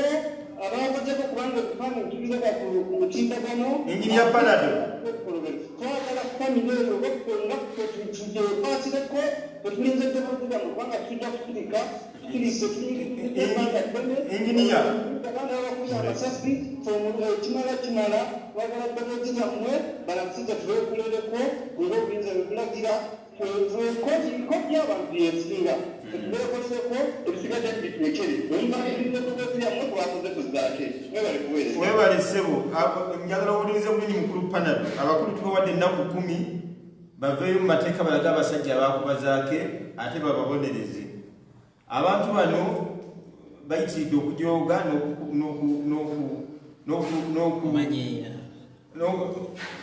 n'okuza katukayite kamanyiiro bayitiridde okuviolatinga human rights z'abantu kubanga ekyakulisa zaake kwali kugaba mmere ne mu kiseera kino obuvune bonna bonna bwalimu. Abantu bano abakuba abantu baabwe tubeera nabo tulya nabo bakubeera mu maduuka ge gamu mu masomero abaana babeerayo nga be bamu bali mu Uganda ate kano akawuka kaabafunziza wano tebalina gye baddukira tebakyasobola kulinnya nnyonyi kuva wano kugenda. Katonda abaleetedde ekigezo n'abalaga nti ffenna tuli muntu omu. Kakati bino ebibatucunya balinganga abakola ebintu eby'obugwagwa eby'obutaba n'amagezi balekeraawo okukuba abantu baffe okubasirira obwereere eddembe lyaffe tulibadde ng'oddirwanirira kubanga buli muntu waddenga okwagira kyayagala. So twabawadde ennaku 10 zokka zibamala okuba nti Sebo amanya nze obuzibu kyamuzi nsinzidde makinjewa baba nebaza kwebaza olw'emirimu emirungi gye mukola n'okuba nga tukyasigamye nga tuli ku mulamwa naye nze nno mbadde nsaba nti omukulembeze w'eggwanga Geto TV abeerako awuliriza mu mbeera yonna bw'anaaba nga azze okwogera nze kyenadde musaba alekere ku bantu abazze nga batutuuzanya mu mbeera eno eriwo ayogere ekituufu nabo abazze nga batukolako obulumbaganyi kuba byonna ebikola tumuwadde ennaku 10 Sebo bumwe bali kuweereza mugende bulungi okiraba nti nno bamanyi n'okulimbalimba abantu kati sakwa naku ntondo ze yamala mu kkomera ne bamukola ki ne bamuta ng'ebikolobero byakoze bingi nnyo akubye abantu yagwirako omuntu okufa naye zaake yali agaba emmere bakola bye baagala nakati tebamutanga. So tuwadde ennaku 10 fenga abagwa mu kkowe lya informal sector tugenda kwerwanako oba tetulaga muntu yatulugunya zaake nabali abalabe twamenye. Kasooke mpisewo akalamu kano wekitiibwa pulezidenti ow'ekisinde kya People Power agenda kuba ne show ku Lwokusatu, live show. So bannange mubeeko mwenna show mugirabe egenda kuba atezimba eggwanga mu ngeri endala. Muyi yajjanga kimyanso ate n'aleetawo ekirala. Ffenna kwe tutambulira ku vision bearership ye. So show eyo egenda kubaayo mwetegeke mujje mugirabe. Waliwo ali ku ssimu mukwate. Hello? Hello? Yeah, man. Sebo? Nobody can wait. Kale munnayi naawe weebale. Nkomyewo n'obukenyi. Bukenya munnayita mu bwangu. Tuusa obubaka tambulira mu mmotoka gye bayita drone. Abatambulira mu mmotoka gye bayita drone nga bwe kisoboka kati ne bakoma bibiri. Lwaki amaloboozi agamu situgawulira? Obubaka obwo tubwagala nnyo. Emmotoka efaanana etya? Emmotoka drone batukyusa ennamba emulemera ku USR olala kitera ku namba za gavumenti olala ku UPD. Ddamu ennamba UAR. Tusomere ennamba ezo. Emmotoka eyo enamba kino kikwatako toli ku UAR. UAR. Endala ya kala ki? Emmotoka ya white. UBA ne UAR drone. N'ennamba ezo tazimazeewo. Emmotoka eyo ya white. Bannange buli alaba ku mmotoka eyo tukube enduulu, tugenda kutandika okukuba enduulu eyo tugiraba weetuuka. N'abantu abagirimu bakuba ebifaananyi. Simanyi watuwuliziganya. Waliwo enkola gye tujja okbanjulira ey'okwerwanako ffenna awamu kubanga kati wekituuse abapoliisi batusekerera busekerezi. Nalaba Ochola omukulu IGP Mulamba ng'omwana wa munne zaake bamulese bwerere yenna ajjudde enkwagulo bamukubye amaaso tegalaba ye ng'ali ku TV abalaata ng'amugamba nga bwatalina mpisa obutasayiringa mpapula za poliisi. Ekikolo ekyobwebuusa enanga musajja wattu ye yafuuka nnanga ennaku zino basuna nsune era alabye nnyo kubanga n'ekimmanyi alinga kayima tali comfortable bwali kubanga ebirango byayisa byonna bimufulira ddala omuntu atalina magezi musajja wattu. Kakati ebintu ebifaanana bwe bityo ate ne president naye n'avaayo n'abuuza nti lwaki bali temwabakwata gy'olwera tamanyi. Kakati kitegeeza bwe kiba nga kituufu ddala ye tamanyi nti zaake bamukwata bali tebabakwata. Ekitegeeza nti disconnected ku magye ne poliisi. Kati ffe bannayuganda kiseera kituufu tuveeyo tulwanirira ensi yaffe mu kiseera kino. Ate bannange kasita tunaasituka abantu baffe tukyakubirira bakubirire. Bwe tunaasituka ne tuvaayo tewajja kubaawo control kubanga omuntu okufiira mu nnyumba enjala ate nga n'omuntu alaba amulwanako naye omutulugunyi tuba tetulina solution other than coming out and fight for our own rights. So bwe kikwatako yenna tukakasa nga abapoliisi balaba ebintu bino. Teri agenda kubayo kwogerera abantu babatya nnyo, abantu balina obuzibu ne poliisi tebakyagirinamu bwesigwa bonna bwonna mubusudde kubanga mwogera ebintu bye bimu. Luli twali mu Arua ne mulaga emmundu nti Bobi yabadde nazo naye okuvoolo ekyo tekiddangamu. Kati ebyonna byonna ebibuuzo bigenda bipayiringa. Pulezidenti ayogera kirala, sipiika ayogera kirala. We in a state of emergency. Era bannayuganda ab'obuvunaanyizibwa bajja kuvaayo balangirira embeera eno. Katonda atuyambe ekirwadde kino kiveewo mangu tudde mu nteeko. So ndowooza amasimu gaweddeyo twagala konkuludinga. Banyabo ne bassebo tubebaza okubeera ku show yaffe eno okujjako nga bannange waliwo alina kyagamba.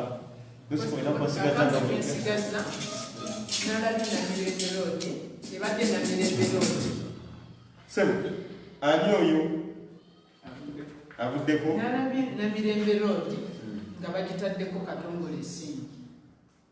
So omukulu Lord Mayor ebintu bino subire tebikudde bugwi nti bigwa bugwi.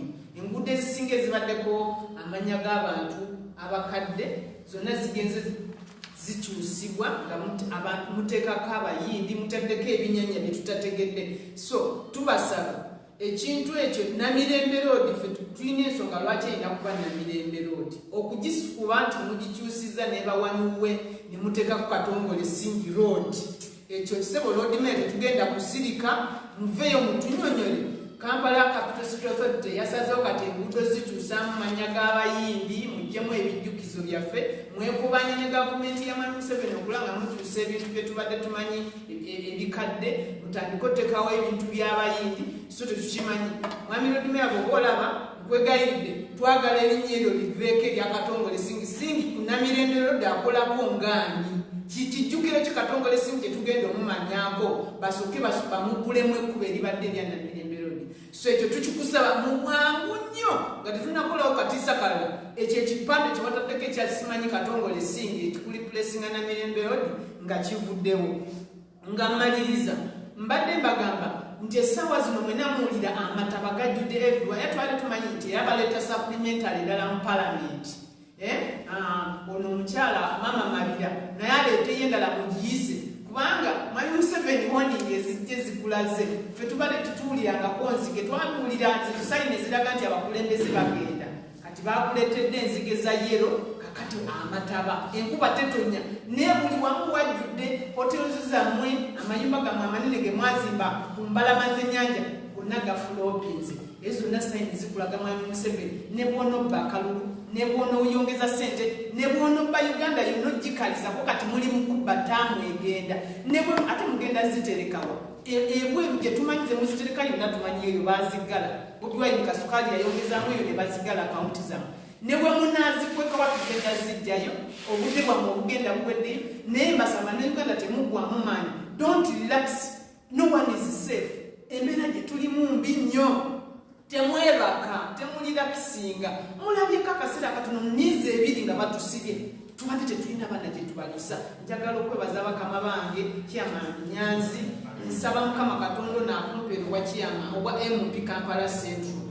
President wange Bobi Wine omulungi nze ndi mu struggle lwakuba gwe nze bino nali nabikoowa naye subi ndiyinamu gwe gwendirinamu era nsaba ogume nsaba Katonda akwongera amaanyi nsaba akwongera amagezi nsaba oyongere ekintu kyaffe kitambule bulungi. Yenna asobodde okubeerawo olunaku lwaleero Mukama Katonda abampeere kye musinga okwagala abantu mwenna abadde ku social media data wammwe mbeegayiridde abaana baffe aba media bambi Loboozi lya Uganda eyasalawo Ghetto TV olujjuliro mwena abadde abali online bane tetulina kyetusobola kubawa naye mwebale nnyo mwebale kubeezawo pages zino kubanga tetukyasobola kulirayinga ku TV za Uganda wabula tulirayinga ku zammwe ze muteekamu ssente ne mugula data. Njagala okwebaza abaana abakola mu field mwenna be tubeera nabo mwebale nnyo mwebale ddala. Assalamu alaikum wa rahmatullahi ta'ala barakatuh. Abasiri bannange mwebale nnyo okusiba mu mwezi guno temulira kisinga tuzuukuke kiro twegayirire Allah tuteeke Bobi Wine ku ssaala Katonda agenda kuwulira mbegayidde ekiro nga tonnalya ddala sooka ofune wuzi osaale witiri mu Bobi Wine muteeke mu ssaala kyonna ky'omwagaliza kigenda kubeera. Tusaba Allah Katonda omulungi zaake bw'oli awo ku kitanda nkwegayiridde obwo obulumi bwonna bw'oyitamu tokya zonna z'oyiseemu obudde obugenda obwa kigavumenti eno butuuse nkwegayiridde tonyiiga bwe tuli naayo mu struggle tuli naayo mu bulumi. Webale nnyo wali ddala tumaliriza kyengenda okwongera kyenjagala okwongera okukaatiriza ku bannaffe abaleese naddala amawulire ag'okutulugunyizibwa mukimanyi njagala kino kikaati kibeere gye muli mwenna bannaffe abali mu struggle nti senga mulaba omuntu yenna ng'akola effujjo ku munno ky'oba osooka okukola kugyayo simu ekiseera kituuse okulaba nti buli muntu akola effujjo ku muntu tumuvunaana ng'omuntu era kyobalaba nga tetunoonya abantu abakosezza munnaffe nga tetunaba kugenda ku gavumenti twagala abantu bano kubeteekawo ebiri bajja kulekerawo okutukolako effujjo singa tunaatandika okubavunaana buli muntu kati ebikolobero ng'ebyo ebyatuuse ku munaffe zaake twagala wabe oyo eyabikoze oba yatumiddwa oba teyatumiddwa oba yakoze ate naye nga tumanyi nti yatumiddwa naye akimanye nti tugenda kumuvunaana nga muntu mukulu zaake bw'avaayo amuvunaane tumutwale mu kooti tumuguleko omusango gwa sivu atunde n'obubwe bwonna bw'alina okusasula obulamu bw'omuntu bw'aba akosezza njagala kubakubira mulanga abantu bamwe gye muli ne bannaffe abalala bonna be tuli nabo mu struggle omuntu yenna kuolaba omuntu ng'agezaako okunyigiriza okulinyirira eddembe lyo gwefuba kulaba oba mukyalawo omwesimu emabega yakwate gwe bakukwate naye waakiri tufune ekifaananyi ky'omuntu oyo bwe tunaabafuna abawere tulinawo okubawaabira abawerako kati abamu tutandise n'okubalemesa okugenda mu mawanga ag'ebweru balibaye nga tebakyagenda n'oyo alagira kaabe kati olaba nsingawo amayinja fuba okulaba ng'ofuna ekifaananyi kye bwabanga waliwo commotion yonna waliwo okunyigirizibwa kwonna okukubibwa kwonna oba tiyagasi asinga amayinja amangi mukuba ekifaananyi be basinga okubeera nga be batunyigiriza bandange mwebale ddala tumaliriza n'ensonga nga bbiri zokka bannange bannayuganda mukirabye bulungi nnyo nti ekimajja ku mukwambo kwa bugulu yokuma okwolaga obwerere bwayo gavumenti mu kiseera kino eyolesezza obunafu oluvannyuma lw'emyaka 34 nga tirina kyeyetegekedde bannayuganda ate nga n'akasigaddeyo bakanyaga bunyazi so tubakubiriza mwe abantu abali mu diaspora muyige okuinvestinga ewammwe ndowooza olaba nabaana abasajja temukyasobola kuddukirayo eyo east west home is the best place banks mulaba kati zigenda ku investinga nnyo mu informal sector kubanga abagagga bajja kuba tebakola ki tebakyali mulamwa mmwe bamufuna mpola muli ba mugaso nnyo eri eggwanga tubakubiriza mmwe buli walina akataka kati mu kiseera kino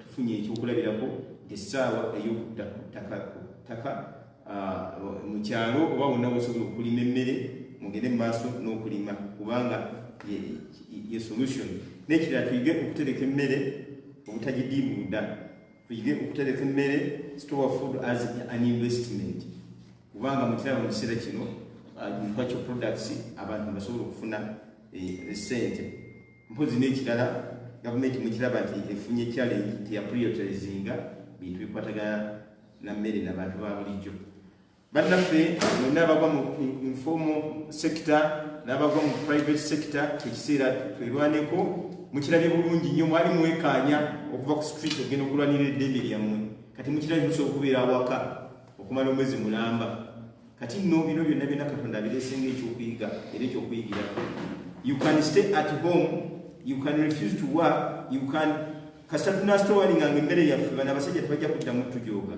ebyo babadde batujooga mukirabye bulungi nnyo katonda aleesewo embeera ebawadde training emala tusobola okubeerawo nga tuli mu kukola bulijjo mutubateeka tubagamba nga mulimira ku bulimu bwammwe ati nakola ati okukola kati ye muli ku mirimu kati mugenda kusigala nga munyigirizibwa mutakoze kino ng'ekyokulabirako sina walala wabbagambira wabula wali ate kugenda kwongera okukibayigiriza nti musobola okwerumya ku lw'eggwanga lyammwe so si kwegulirizanga busente bw'abasajja bano kati tebasobola nabatuusaako ssente luli baadde bazigaba mu geto kati ziruwa essaawa y'okwerwanako bwebanga etuuse netubagamba nti bannaye this is the time it will be the time tutunulidde okulonda oba bakongezaayo it is to their disadvantage oba bakongeza mu maaso ffe tuli redde bawongezaayo era tujja kumala obudde nga tuwamba ekitundu kinene ate era mwegendereze nnyo bannayuganda nekino katutibagambye basobola okwongezaayo okulonda nga bapanga kuleeta muntu waabwe omulala omukulu akulembera ekiseera kino ebyonna byonna mubitunuulire tusaba mwongere okwebeereramu abantu gawunda lyaffe baliwo ekitiibwa essente za gavumenti so zigaba mujjenjeero okugenda nga bazimansamansa wabula oziyisa mu mitendera emituufu tuzimbe eggwanga ettuufu eriri mu molozi mwebale nnyo mwebalire ddala